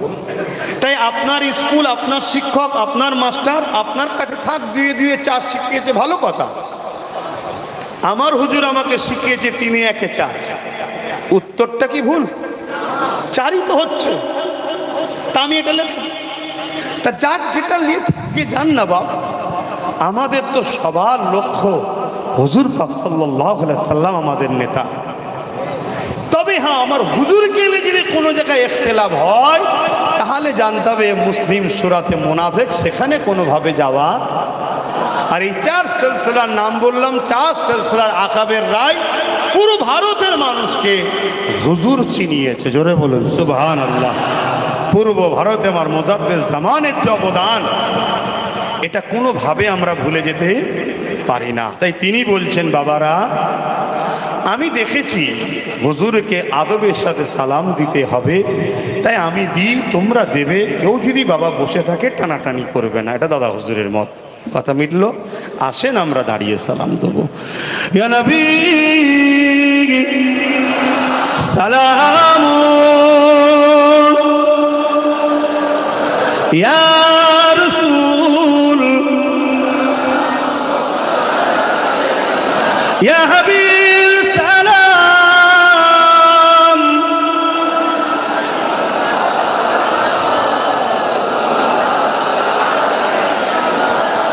ইয়া নবী নাম ও পিয়ারা, ইয়া রাসূল নাম পিয়ারা,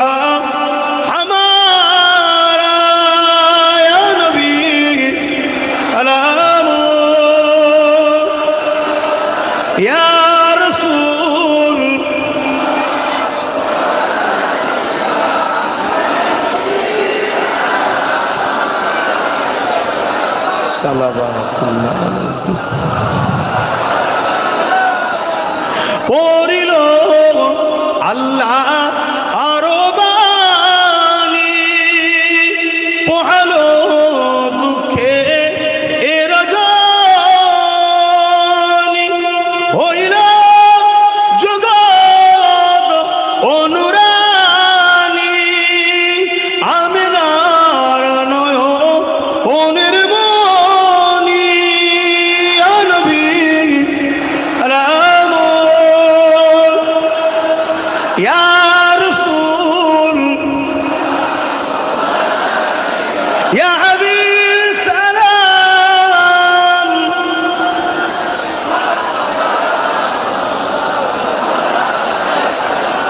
আলহামদুলিল্লাহ, আজ আপনারা এতগুলো মানুষ হুজুরের মিলাদের আলোচনার মাহফিলে এসেছেন। আল্লাহ আপনাদেরকে দুনিয়া আখিরাতের কল্যাণ, কামিয়াবি, শান্তি, নাজাত দেন। বলুন আল্লাহুম্মা আমিন।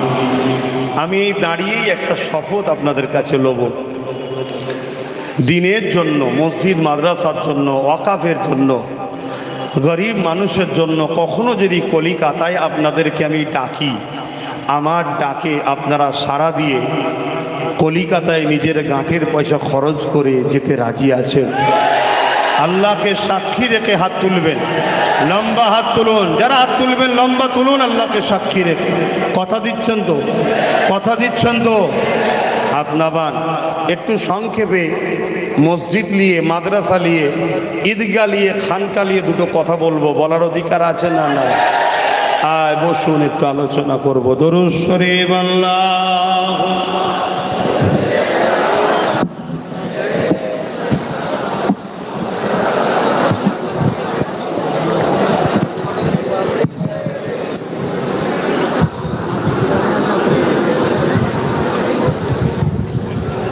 বাপজান আমার,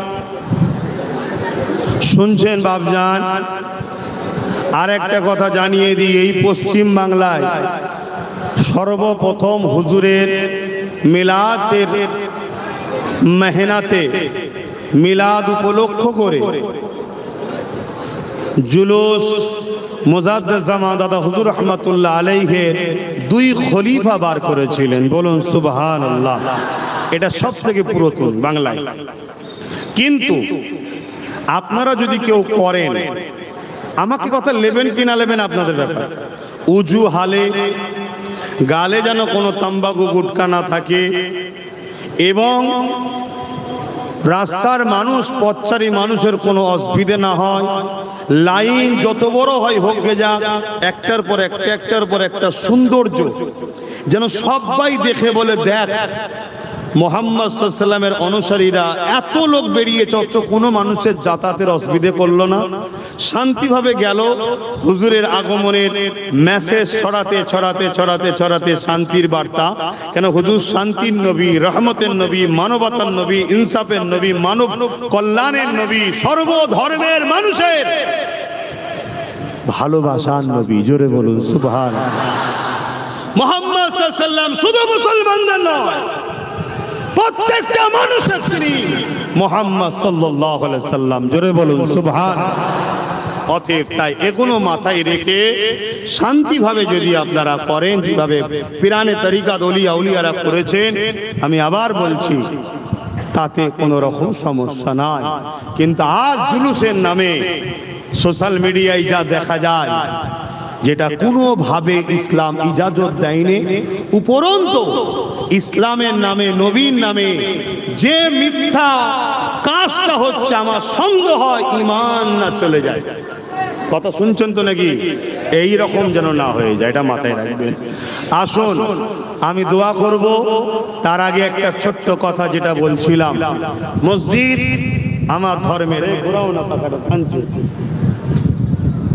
মসজিদ আমার ধর্মের পেহচান, তাই তো নাকি? আমাদের ইবাদতগাহ, যেমন হিন্দু ভাইদের তাদের ধর্মস্থান আছে, খ্রিস্টানদের আছে, শিখ, পাঞ্জাবি, বৌদ্ধ ধর্মের সবার কাছে তার ধর্মস্থান, তার ইবাদতগাহ তার কাছে প্রিয়। ঠিক না বেঠিক? তাই আমি অন্য ধর্মের কোন ধর্ম স্থানের উপরে কোনো আঘাত দিয়ে কথা বলা আমার ইসলাম আমাকে ইজাজত দেয় নাই। কেন? এটা তার আস্থা, তার ভালোবাসা তার কাছে। ভুল ঠিক জবাব তো একজনই নেবে, আমি কে? যিনি স্রষ্টা তিনি নেবে। ঠিক ইসলামের ইবাদত গাহ হলো মসজিদ, মাদ্রাসা হলো মানুষ তৈরি করার কারখানা, স্কুল কিন্তু পেটের উপকারের জন্য শিক্ষা দিবার সেন্টার। ভালো মানুষ স্কুলে হয় না। যদি হতো তিলোত্তমা তাহলে ডাক্তারদের দ্বারা রেপ হতো না। মাফ করবেন, এ কথা বলা আবার রাজনীতি হয়ে যায় না তো? যদি এরপরও কেউ মনে হয় তাহলে আমি যেটা বলেছিলাম সেইটা কিছু খেয়েছে। তো যাই হোক, এই ভালো মানুষ মাদ্রাসায় কি শিক্ষা দেওয়া হয়? মা বাপের প্রেম, মা বাপের আদর, বড়দের সম্মান, ছোটদের সম্মান, কাউকে ধোকা দিও না, চিটিংবাজি করো না, ফট করো না, আমানত খেয়ানত করো না, হাতটাকে নিজের দেশ ও দেশের সার্বভৌমত্বকে ভালোবাসো, বাঁচাবার জন্য জান লাগলে জানটাও দিয়ে দাও, এই শিক্ষা দেওয়া হয়। কিন্তু দুঃখের বিষয়, आज मस्जिद को टारगेट, मदरसा को टारगेट, कब्रिस्तान को टारगेट, खानका को टारगेट, ईदगाह को टारगेट। क्या नु टारगेट? ইসলামের পহচানকে মিটাতে চায়, ইসলামের কোন পরিচয় অস্তিত্বকে রাখতে চায় না। এরা ইসলামকে মিটাতে চাইছে। তাহলে বলুন, কেউ যদি আমার মসজিদ, আমার মাদ্রাসা, আমার ঈদগাহ, আমার খানকা, আমার ইসলামের পহচানকে মিটাতে চায়, তাদের বিরুদ্ধে আমাদের লড়াই, বলা, প্রতিবাদ করার দরকার আছে না নাই? আওয়াজ আরো জোরে বলুন, আছে না নাই? কেন? সে আমার ইসলামের দুশমন। আজ আমরা জানি কেন্দ্র সরকার ক্ষমতার জোরে সংবিধান বিরোধী আইন তৈরি করেছে। সংবিধানের বিরুদ্ধে, যদি সংবিধানের পক্ষে হতো তাও না আলাদা কথা ছিল, সংবিধানের বিরুদ্ধে আইন তৈরি করেছে। সংবিধান বলেছে যার ধর্ম তার স্থান, তার কাছে রাষ্ট্র কারো ধর্মের পক্ষে বিপক্ষে দাঁড়াতে পারবে না। অপরদিকে বিশেষ এক ধর্মের পক্ষে দাঁড়াচ্ছে, ওটাও সংবিধান বিরোধী। তারপরেও যাও, আমরা অত রাজনীতির ভেতরে অত মাথা মারতে মুসলমান যাইনি, যা পাচ্ছিস করে যা। কিন্তু অপরদিকে চুপ থাকার জন্য, মাথা না মারার জন্য আস্তে আস্তে আস্তে আস্তে সাপের পা দেখে ফেলেছে। শুনছেন না শোনেন? এবারে আমার মসজিদকে ভাঙতে চায়, আমার মাদ্রাসাকে ভাঙতে চায়, আমার ওয়াকফকে মিটাতে চায়। ওয়াকফ বলে ইসলাম ধর্মের একটা পার্ট। তা কেন্দ্র সরকার রাজ ক্ষমতা দিয়ে সে আমার ধর্মের উপরে আঘাত দিচ্ছে। তাহলে একজন ধর্মগুরু ঘরের ছেলে হিসাবে, একজন ইসলামের ঘরের ছেলে হিসাবে, একজন মসজিদ মাদ্রাসা মান্যওয়ালা হিসাবে এবং ভারতের সংবিধান প্রেমিক হিসাবে, সংবিধান বিরোধী আইন, ধর্ম বিরোধী আইন, এই আইনের বিরুদ্ধে আমার কথা বলার দরকার আছে না না? আপনাদেরও প্রতিবাদের দরকার আছে না না? এখন এ কথা বলতে গিয়ে কারো যদি মনে হয় রাজনীতি হচ্ছে, তাকে জুতো পিটা করা দরকার আছে না না? প্রকাশ্য বলে যাচ্ছি, তাকে জুতোর বাড়ি পিটা দরকার। তুই মুসলিম নামে কলঙ্ক, তুই মুসলিম নামে মুনাফিক, তুই মুসলিম নামে গাদ্দার, তুই মুসলিম নামে ইসলামের দুশমন। ঠিক না বেটা? কোন অমুসলিমরা বলতে যায়নি, মুনাফিক মুসলমানরাই বলে। ঠিক না বেটি? দ্বিতীয় নম্বর কথা, এই আন্দোলন তাহলে মসজিদ, মাদ্রাসা, খানকা, কবরস্থানের বিরুদ্ধে কে? বলুন, কেন্দ্র সরকার। কে? কেন্দ্র সরকার। তাহলে আমাদের আন্দোলনটা কার বিরুদ্ধে? কেন্দ্র সরকারের। আর কেন্দ্র সরকারের বিরুদ্ধে বলতে গিয়ে যদি কারো দিলে ব্যথা হয়, যদি কেউ নাক গলায়, কেউ যদি বলে কেন্দ্র সরকারের বিরুদ্ধে বলা যাবে না, ওয়াকফ কালা কানুনের বিরুদ্ধে আন্দোলন করা যাবে না, মসজিদ মাদ্রাসা নিয়ে কথা বলা যাবে না, তার বিরুদ্ধে আমাদের আন্দোলনের দরকার আছে না নাই? যে তোমরা ভাই বোনে তো বেশ ভালোই মিল দেখছি এখন। অতএব আন্দোলন হবে কেন্দ্র সরকারের বিরুদ্ধে। এই আন্দোলনের বীজখানে যে বা যারা রুখতে আসবে, সে যেই হোক, সে পীর সাহেব হোক, পীরজাদা হোক, মুফতি হোক, মৌলানা হোক, হাজি হোক, নামাজি হোক বা অন্য কোন রাজনীতির নেতা হোক, সবার বিরুদ্ধে আমরা লড়াই করবো। কারা রাজি আছেন? হাত তুলে দেখা, হাত তুলে বলুন লব্বাইক, লব্বাইক, লব্বাইক, নারে তাকবীর। দ্বীন ইসলাম, দ্বীন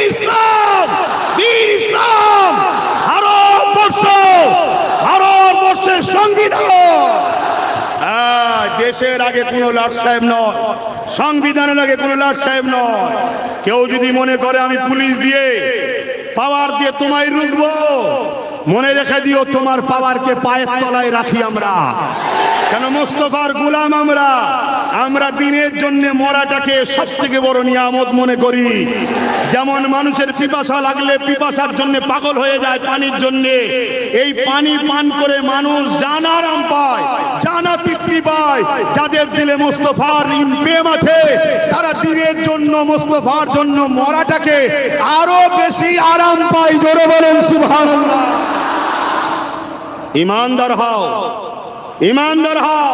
এই নামের আগে মোহাম্মদ আর মুসলমান, ও মুসলমান কোটি কোটি জাহান্নামে যাবে, তুমি জানো না? আল্লাহ নবী বললেন আমার উম্মত দাবিদারদের মধ্যে ৭৩ দলে বিভক্ত হবে, ৭২ দল জাহান্নামে যাবে। শুনছেন তো নাকি? এখন অনেকে আবার বলে যে অনেকে আছে তো অনেকে বলে না, এ এত বলে কেন? কে বলে সেটা সে জবাব দিকে যাবে, কে বলে না বলে তার কবরে সে জবাব দেবে, কে বলে না বলে তার সাথে হুজুরের কি সম্পর্ক সে বোঝাবে। আমি হুজুরের গোলাম, আমি বলবো আপনারা আমার সঙ্গে মিশতে রাজি? মিশতে রাজি? আল্লাহকে সাক্ষী রেখে বলুন মিশতে রাজি? জেল হবে, কাজ কাম বন্ধ হবে, মার খেতে হতে পারে, জুলুম হবে, হুজুরের জন্য লড়বে, হুজুরের দিনের জন্য লড়বে, নিজের দেশের জন্য লড়বে, সংবিধানের জন্য লড়বে, গরিব সর্বধর্মের মানুষের হয়ে লড়বে। যদি লড়ো তাহলে আগামী দিন এই অখাপ বাঁচাও এবং দেশ বাঁচাও। কলিকাতাতে ব্রিগেডে যাবার স্বপ্ন নিচ্ছি, তোমরা গাড়ির পয়সা খরচ করে খবর পেলে লক্ষ লক্ষ মানুষের জমায়েত, যত মানুষ বাড়বে আন্দোলন তত বাড়বে। এই আওয়াজের প্রভাবটা দিল্লিতে যাবে, দিল্লি হুকুমত লড়বে, আইন বাতিল করতে বাধ্য হবে, যেমন কৃষকদের চাপে আইন বাতিল করতে বাধ্য হয়েছে। তাই বলো তোমরা কি গাড়ির পয়সা খরচ করে কলিকাতায় যেদিন ডাকবো যেতে রাজি আছো? ধোকা হবে না তো? এবং ওই দিনে মুনাফিকও চিনা যাবে। কোন মুসলমানগুলো নিষেধ করে দেখতে হবে, যেগুলো নিষেধ করবে সব চিনে রাখবেন। কি করবেন? সাহাবা হুজুররা মুনাফিকদের সঙ্গে যে সুন্নত পালন করে তো ওই সুন্নত পালন করতে হবে। পারবেন না? হ্যাঁ, বাঘের মতো শিকার করতে শিখুন। টার্গেট করুন, টার্গেট করুন, টার্গেট করুন, টার্গেট করুন। সময় লাগে লাগুক, মৌকা যেদিন আসবে সেদিন সাহাবাদের সুন্নত পালন করে দেবেন। হ্যাঁ, পারবেন না? পারবেন না? এই দুনিয়াদার মলি সাহেব নয় রে বাবা, পেটের জন্য হজ করতে আসেনি। হ্যাঁ, যদি পেটের জন্য করি মাসে একটা করলেই চলে যাবে। বছরে 12টা করব, বছরে 12টা করব, পেট চলে যাবে। তাও করতে লাগবে না, দরবারে বসে থাকলেই পেট চলে যাবে। আরে এতগুলো লোক বসে আছেন, আপনারা জলসা করে খান নাকি? জলসা করে খান? চলে না? চলে না? যে আল্লাহ আপনাদেরকে চালাচ্ছে সে আল্লাহ আমার চালাতে পারবে না? হুজুরের গোলামি করতে এসেছি, হুজুরের দিনের গোলামি করছি, হক কথা বলছি। এই যে ঝান্ডাগুলো দেখছেন, এই যে ঝান্ডা দেখছেন না, এই ঝান্ডা ভালো, হুজুরের মাজার মোবারক আছে, কিন্তু এই ঝান্ডাগুলোকে নিয়ে কেউ যদি বিয়াদবি করে বেঈমান হয়ে যাবে। অতএব ঝান্ডা এনেছো, ঝান্ডার কদর করতে শেখো। কেন? ওই ঝান্ডাটার দাম তোমার জীবনের থেকে বেশি। এটা ইমানদার কথা বলছে। কিন্তু আমরা তো দেখি ঝান্ডা বাঁধার জন্য হুড়োহুড়ি। ঝান্ডা দিলের মধ্যে রাখো, প্রকাশ্য দেখিয়ে তার যদি সম্মান না করতে পারো, আমার মনে হয় দিলে যেটা আছে সেটাই ঠিক আছে।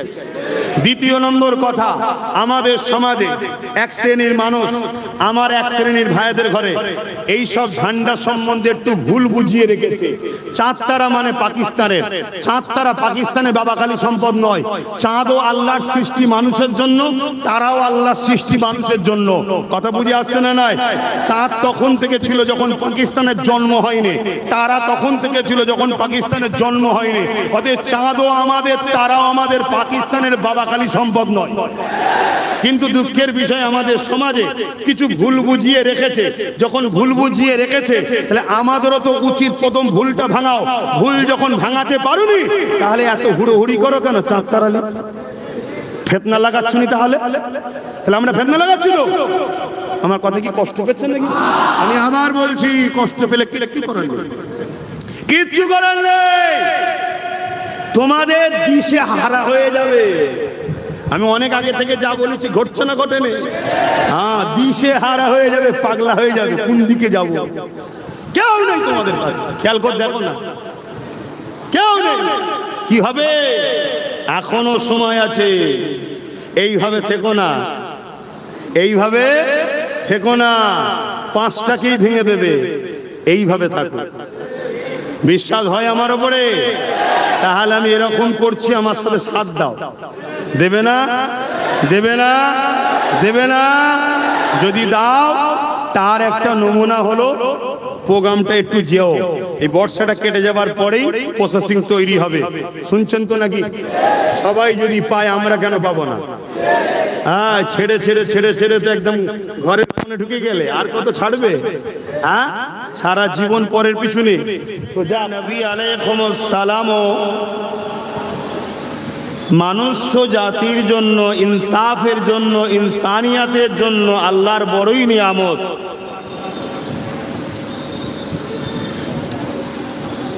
কিন্তু আমরা দেখতে পাচ্ছি কোন নবী আলাইহিস সালামকে পাঠিয়ে আল্লাহ কিন্তু এহসান জাতাইনে। যে আমি আদমকে পাঠিয়ে, মুসাকে পাঠিয়ে, ঈসাকে পাঠিয়ে, দাউদ নবী, সুলাইমান নবী আলাইহিস সালামগণকে পাঠিয়ে আমি ইনসানিয়াত বা মানুষ্য জাতির উপরে এহসান করেছি, এমনটা আল্লাহ কিন্তু বলেনি। কিন্তু বারি রবিউল আউয়াল সোমবার শুবে সাদেকের সময় দোনো জাহানের সুলতান, দোনো জাহানের সরদার, নবীদের নবী আহমদ মুস্তফা মুহাম্মদ মুস্তফা সাল্লাল্লাহু আলাইহি ওয়াসাল্লামকে পাঠিয়ে আল্লাহ কোরআনের মধ্যে বলছেন, আমি মুমিনদের উপরে বড়ই এহসান করলাম আমার হাবিবকে পাঠিয়ে। জোরে বলুন সুবহানাল্লাহ। আর এহসান ফারামোশকে কখনো কেউ পছন্দ আপনারা করেন?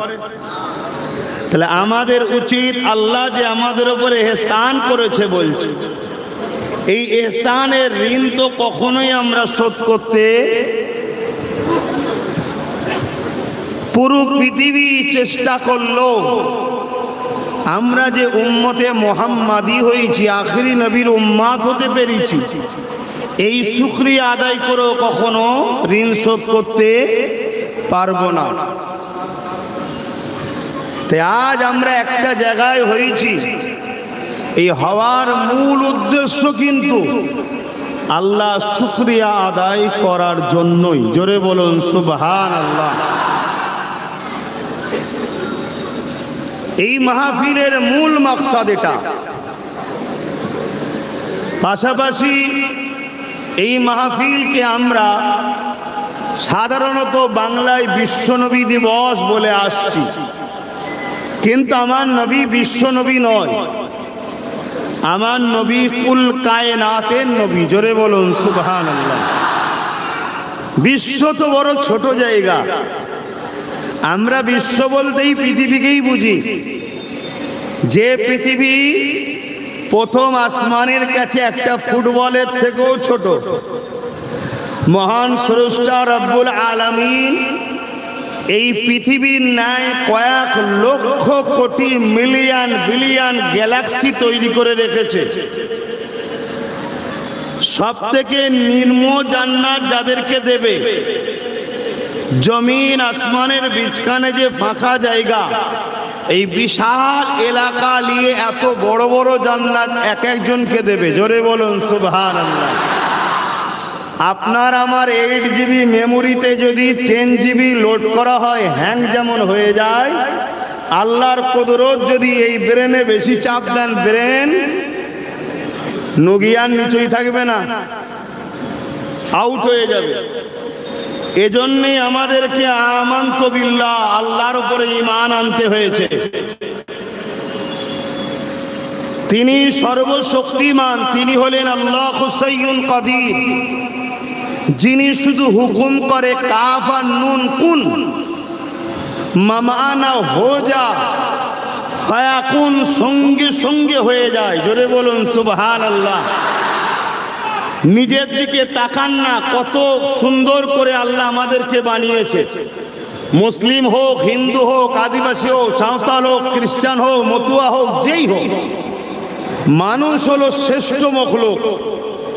মানুষের মতো সুন্দর কোনো জিনিসকে তিনি বানাননি, কিন্তু আমরা একটা ফুলেরই দিওয়ানা হয়ে গেছি, কিন্তু নিজেকে চিনতে পারলাম না যে আমরা কত সুন্দর।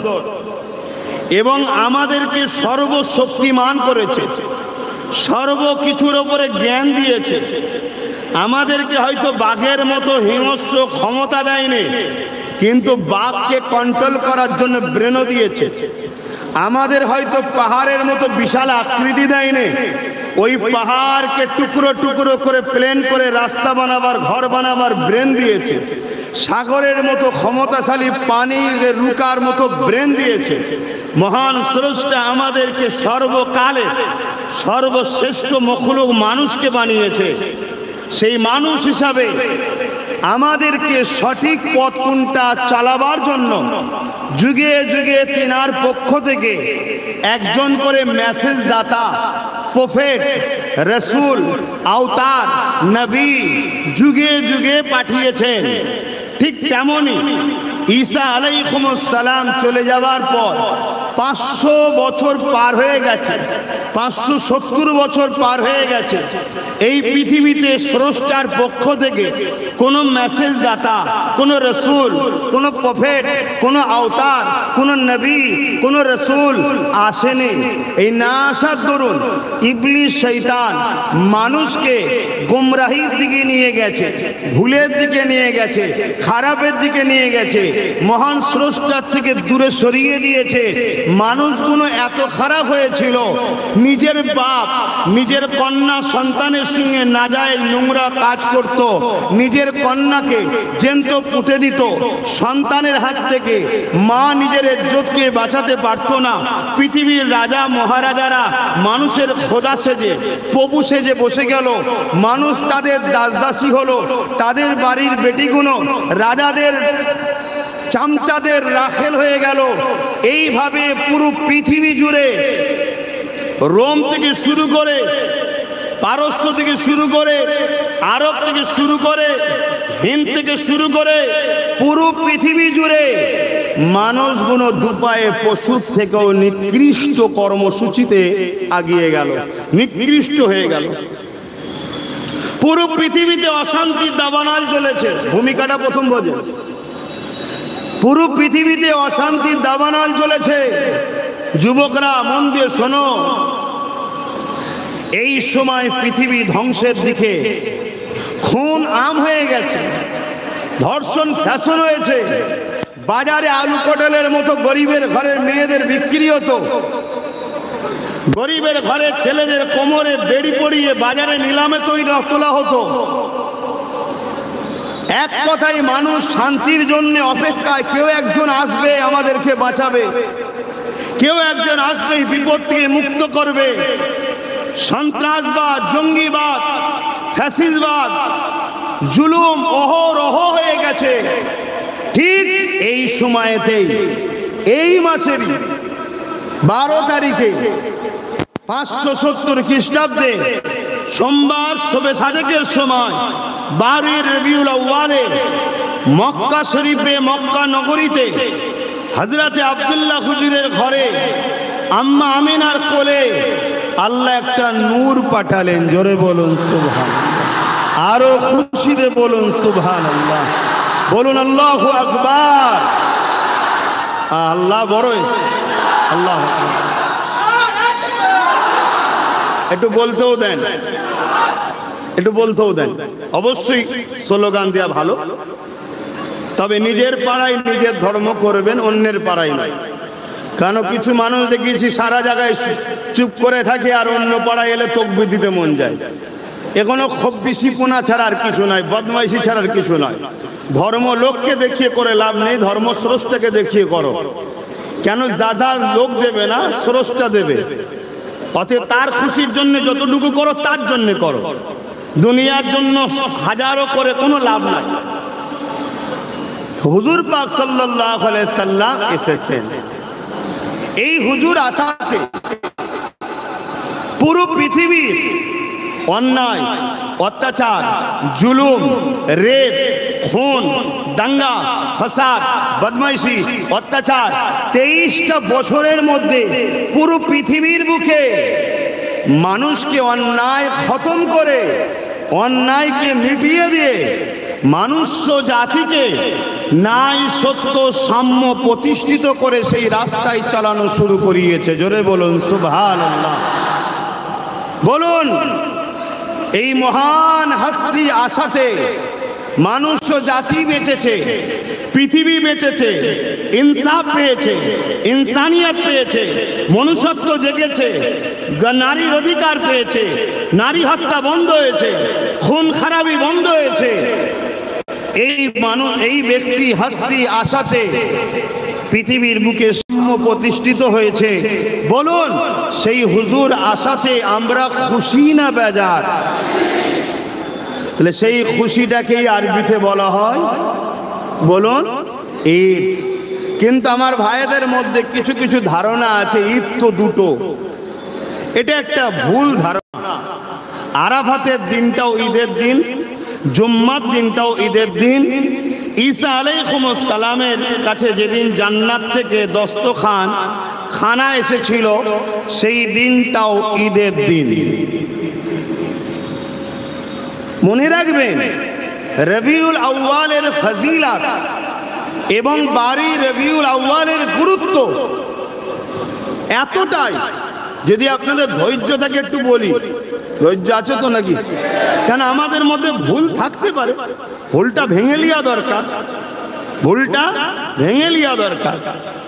আমরা নিশ্চয়ই জানি রমজান মাসে একটা দিন আছে, একটা রাত আছে যাকে বলা হয় কদরের রাত, তাই তো?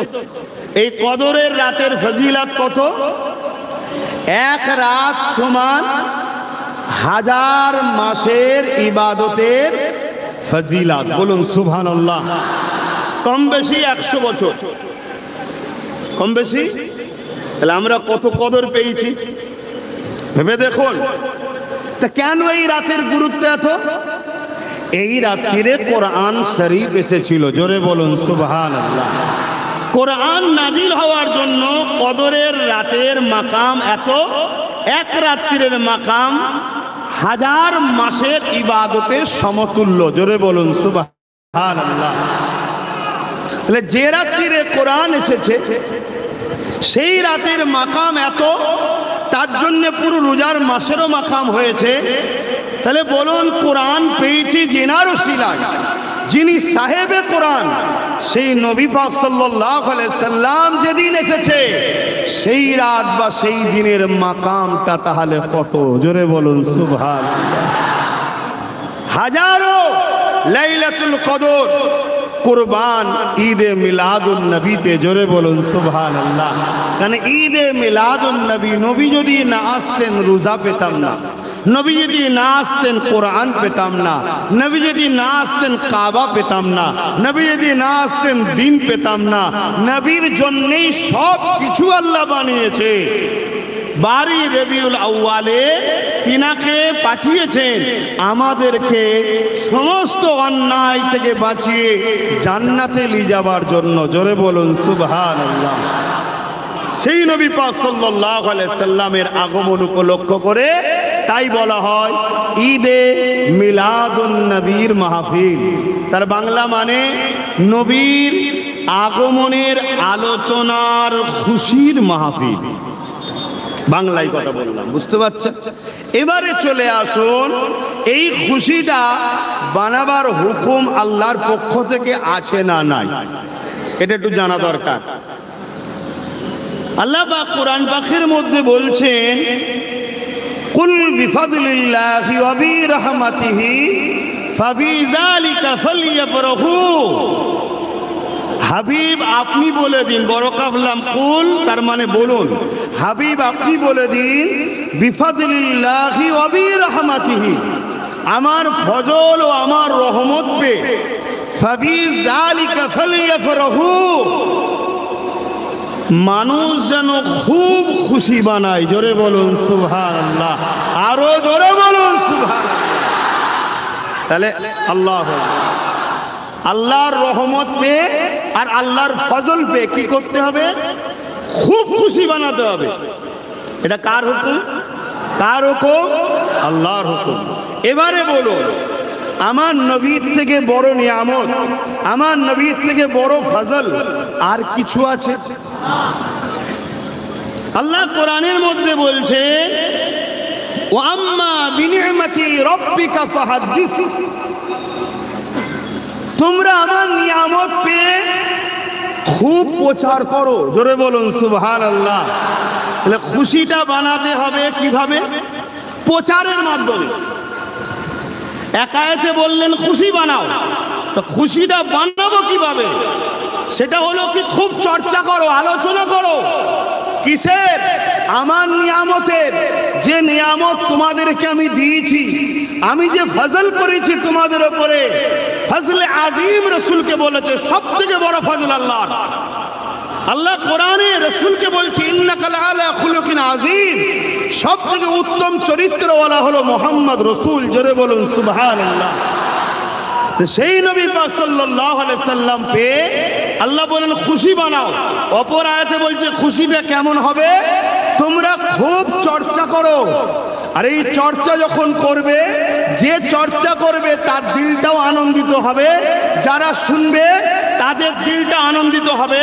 যারা আমার নিয়ামত পেয়ে, আমার ফজল পেয়ে, অন্তরের খবর আমি জানি, যাদের দিল খুশি হবে এই চর্চার মাধ্যমে, চর্চা শুনে আমি আল্লাহ এই শুকরিয়া আদায়ের জন্য তাদেরকে আরো বড় নিয়ামত দেবো। সেই নিয়ামত হলো এটা, কিয়ামতের দিন হুজুরের শাফাআত পাবে। জোরে বলুন সুবহানাল্লাহ, আরো চিৎকার দিয়ে বলুন সুবহানাল্লাহ।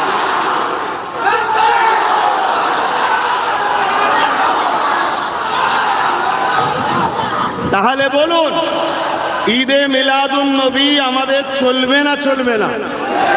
কেউ যদি বাড়াবাড়ি করে, ডিজে লাগিয়ে শরিয়ত বিরোধী কাজ করে, সেটা তার ভুল। কিন্তু তা বলে আল্লাহর বিধান অনুযায়ী যদি আমরা বসে সুন্দর করে সাজিয়ে লাইটিং করে আমরা সবাই এসে বসলাম, কেউ এসে হুজুরের আলোচনা করবে, আমরা শুনবো, শুনে খুশি হয়ে আল্লাহর প্রশংসা করব যে আল্লাহ অবশ্যই আপনি পাক পবিত্র, সমস্ত দুর্বল কমজোর সর্বদিক দিয়ে আপনি পাক পবিত্র। আমরা বলবো আল্লাহু আকবার, আপনি সব থেকে বড় মহান, এই আনন্দ প্রকাশ করব। এটা তো আল্লাহর বিধান, আল্লাহর হুকুম। জোরে বলুন সুবহানাল্লাহ। মনে থাকবে?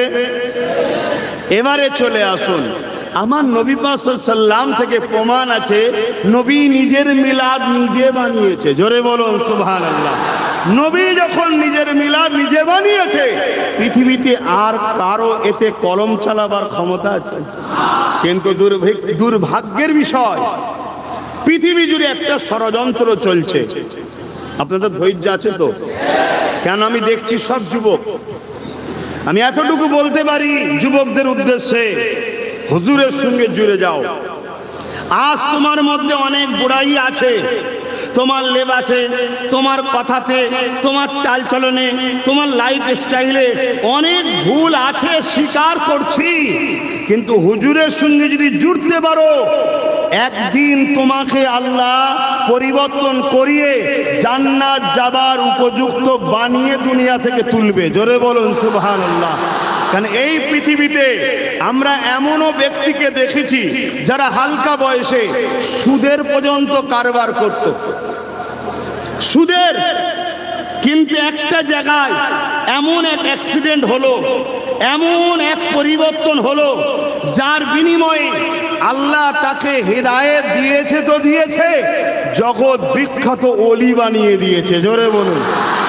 এই পৃথিবীতে আমরা দেখেছি অনেক যুব সমাজ হালকা বয়সে শরাব পান করেছে, কিন্তু একটা দিন মহান স্রষ্টা দয়ালু আল্লাহ তাকে পরিবর্তন করেছে তো করেছে, এমন পরিবর্তন করেছে জগৎ বিখ্যাত আল্লাহর ওলি করে দিয়েছে। জোরে বলুন সুবহানাল্লাহ।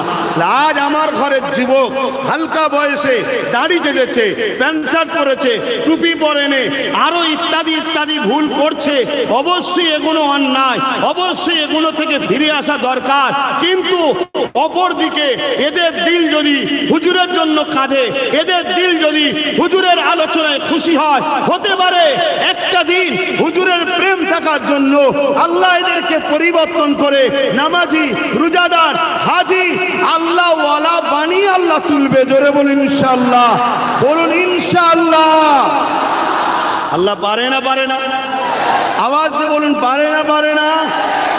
কিন্তু অপর দিকে আমরা এটাও দেখেছি, নবীর পিছনে নামাজ পড়েছে, নবীর হাতে হাত দিয়েছে, নবী ওয়াজ করছে অর্থাৎ কোরআন বলছে, বসে বসে শুনছে।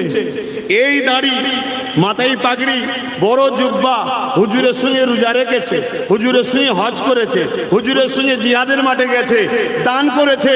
কোরআন তাকে জাহান্নামী ঘোষণা দিয়েছে। নাম তার আব্দুল্লাহ ইবনে উবাই, রাইসুল মুনাফিক। শুনছেন তো? কেন? তার সব ছিল, হুজুর ছিল না। অবশ্যই ওই গাছটা সব থেকে ভালো গাছ যে গাছের পাতা, ডাল, ফল, মূল আছে, ঠিক না বেটি? কিন্তু কারো একটা গাছের ডালপালা ছেটে দিয়েছে, মূলটা রয়েছে, আজ ডালপালা নেই, কাল গজাতে পারে না পারে না? কেন? মূল যখন আছে। কিন্তু অপরজনের ডালপালা সবই আছে, মূলটা কেটে দিয়েছে, ও গাছ আর জীবনে গজাবে? অর্থাৎ মূলটা হলো ঈমান, ডালপালা, পাতা, ফল, মূল, দাড়ি, টুপি, নামাজ, রোজা, হজ, যাকাত, দান, খায়রাত। অবশ্যই যার দুটো আছে সে তো 100% কামিয়াবি। কিন্তু কারো মূল আছে, বাকিটা নাই, এ বেকার নয়। একদিন না একদিনের ডাল গজাবে, একদিন না একদিন পাতা হবে, একদিন না একদিন পরিবর্তনে হবে, কারণ এর মূলটা ঠিক আছে। কিন্তু অপর দিকে মূল বাকি সব থেকেও আর হবে। আমি কি বুঝাচ্ছি বুঝছেন? তো হুজুরের মিলাদে যারা বসেছো তোমরা বড় সৌভাগ্যবান। না হয় এত সহজ নয় তোমরা এখানে যে বসতে পারো, এটা নিজেদের কৃতিত্ব নয়। এই সমাজে হাজারো মুসলিম ছেলে এই মিলাদুন নবীর বিরোধী করে। এই সমাজে হাজারো মুসলিম ছেলে মিলাদুন নবীর নামে নবীর শান, আজমত, মর্যাদাকে সমাজের কাছে ছোট করছে, এমন তারা বেশরিয়াতি কাজ করছে। সমাজে আমার নবীর মেসেজটা খারাপ যাচ্ছে। ওই দুটো থেকেই বাঁচিয়ে তোমাকে আল্লাহ সাহাবা হুজুরদের সুন্নতের উপরে রেখেছে। জোরে বলুন সুবহানাল্লাহ। আসো আলোচনা করছি। প্রথমে বলেলি আমার নবী নিজের মিলাদ নিজে বানিয়েছে। আল্লাহ নবী প্রতি সোমবার দিন রোজা রাখতেন। বলুন সুবহানাল্লাহ। কেন? সোমবার দিন আমার নবী আগমন করেছিলেন। আমরা অনেকে বলি জন্মগ্রহণ করেছিলেন। বাংলাতে জন্ম হয় ঠিকই, মৌলুদ মানে বাংলা থেকে বলে নবজাতক শিশুর জন্ম, কিন্তু আমার নবীর শানে সব বাংলা আবার চলে না। কেন? নবী তো আর আমাদের মতো নয় না। তাই নবী পাক সাল্লাল্লাহু আলাইহি ওয়াসাল্লামের জন্ম কথাটা বলাটা ঠিক আদবের দিকে কেমন লাগে, তাই উপস্থিত হয়েছিলেন, আগমন করেছিলেন। কেন? আমার নবী তবে থেকে নবী যখন আদম সফিউল্লাহ পানি কাদার সঙ্গে মিলেছিল তারও হাজারো সাল আগে আমার নবী নবী ছিলেন। জোরে বলুন সুবহানাল্লাহ।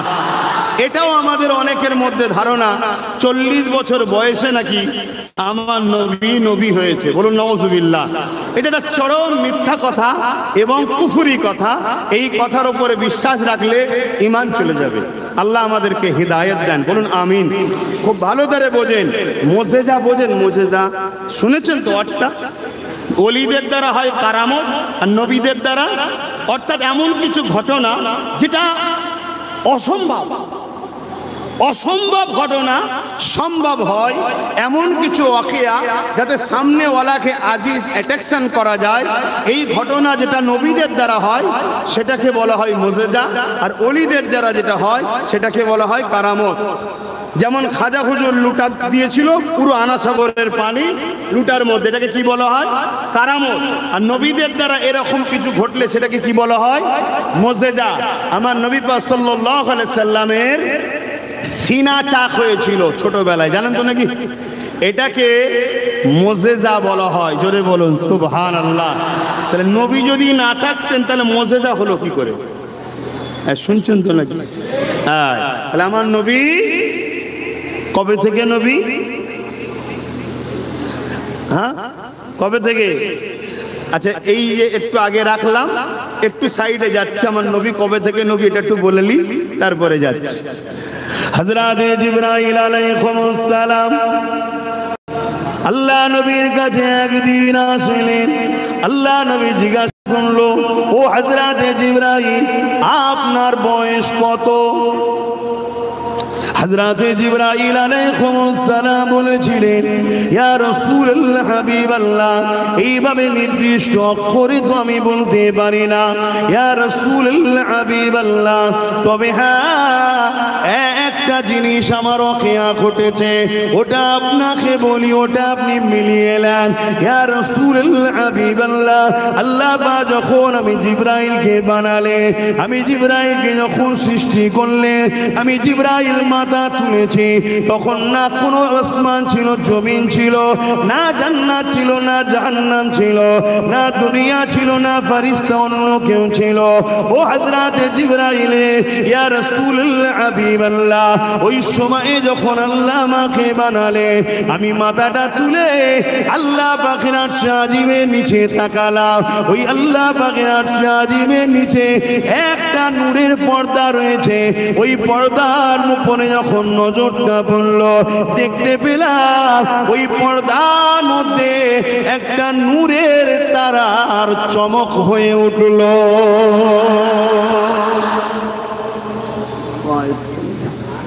পুরো ভেতর থেকে ঘেমে যাচ্ছে, ও আওয়াজই হচ্ছে শুধু। ও, আর মানুষের ভিড়ের গরম তো। তাহলে কি দেখলেন? শুনছো তো যুবকরা? আমি আবার বলে যাচ্ছি প্রত্যেকটা যুবককে, প্রথমে চাকরি, তারপরে ডিউটি। চাকরি করেছে, ডিউটিতে গাফলতি করেছে। মালিক যদি একটু ভালো হয়, দয়ালু হয়, মাইনে কাটে। জোরে বলো, চাল ছেড়ে দিলাম, দ্বিতীয়বার না হয় কি?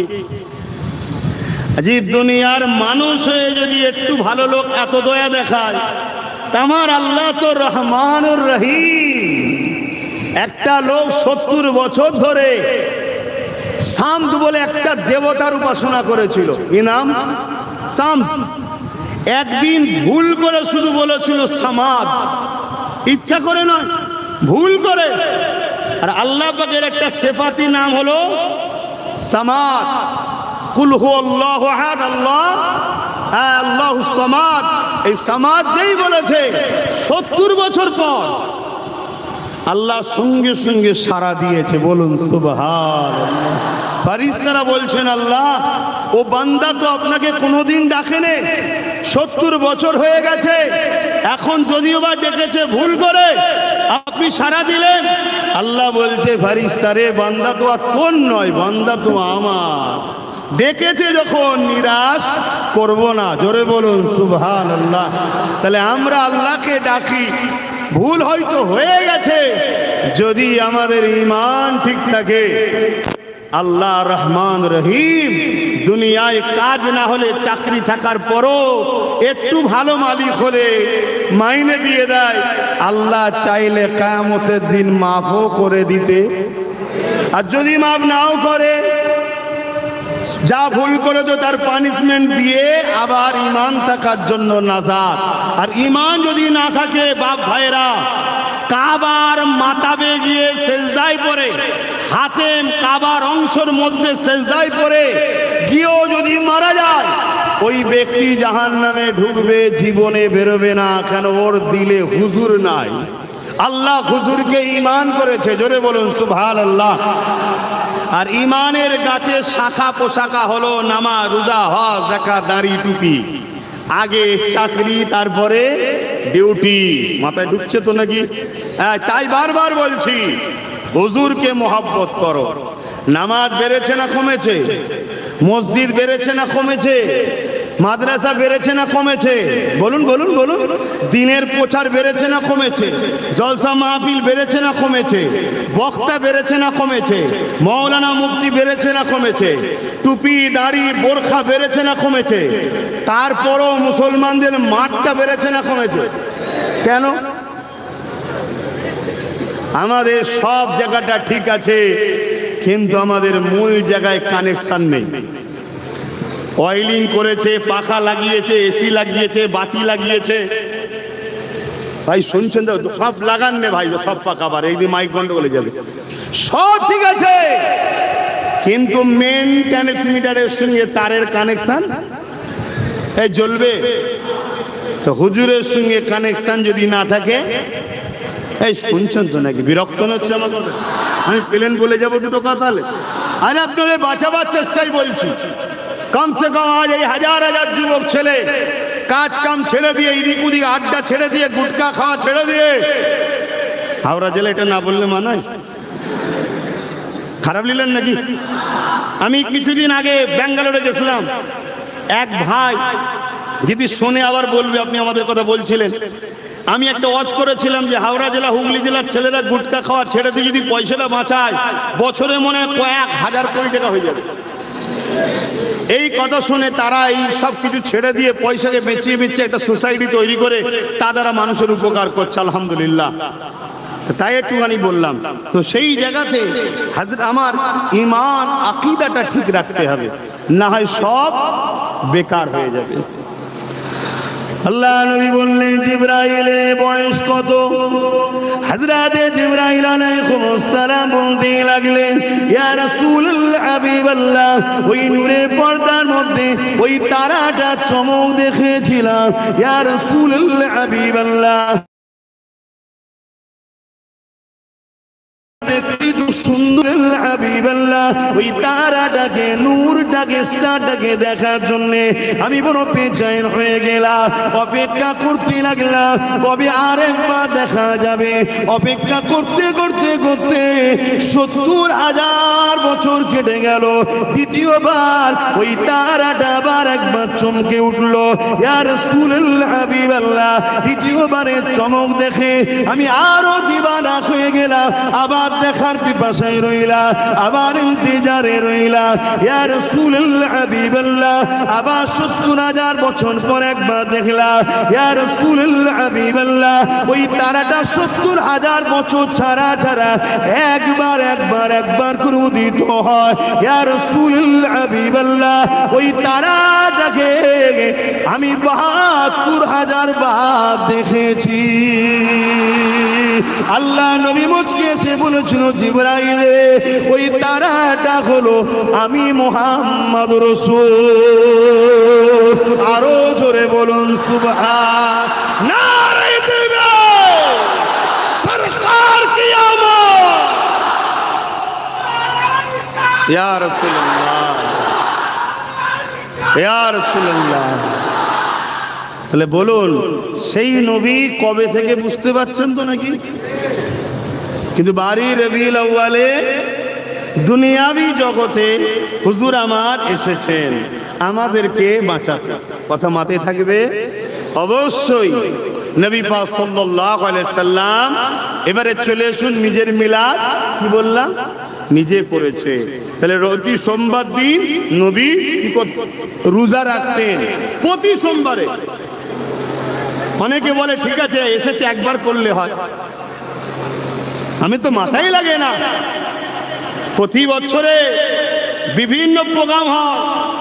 এখন তো অনেকে গোপনে গোপনে বিয়ের বাৎসরিক কি অনুষ্ঠানও করছে। কি তারপরে ছেলেদের কি বলে জন্মদিন করছে, করে না করে না? কোনো জায়গায় ফতোয়া নাই, শুধু হুজুরের বেলায় ফতোয়া। সমস্যা কেন আমার নবীর উপরে? আচ্ছা উম্মত কখনো তার নেতার উপরে সমস্যা হতে পারে?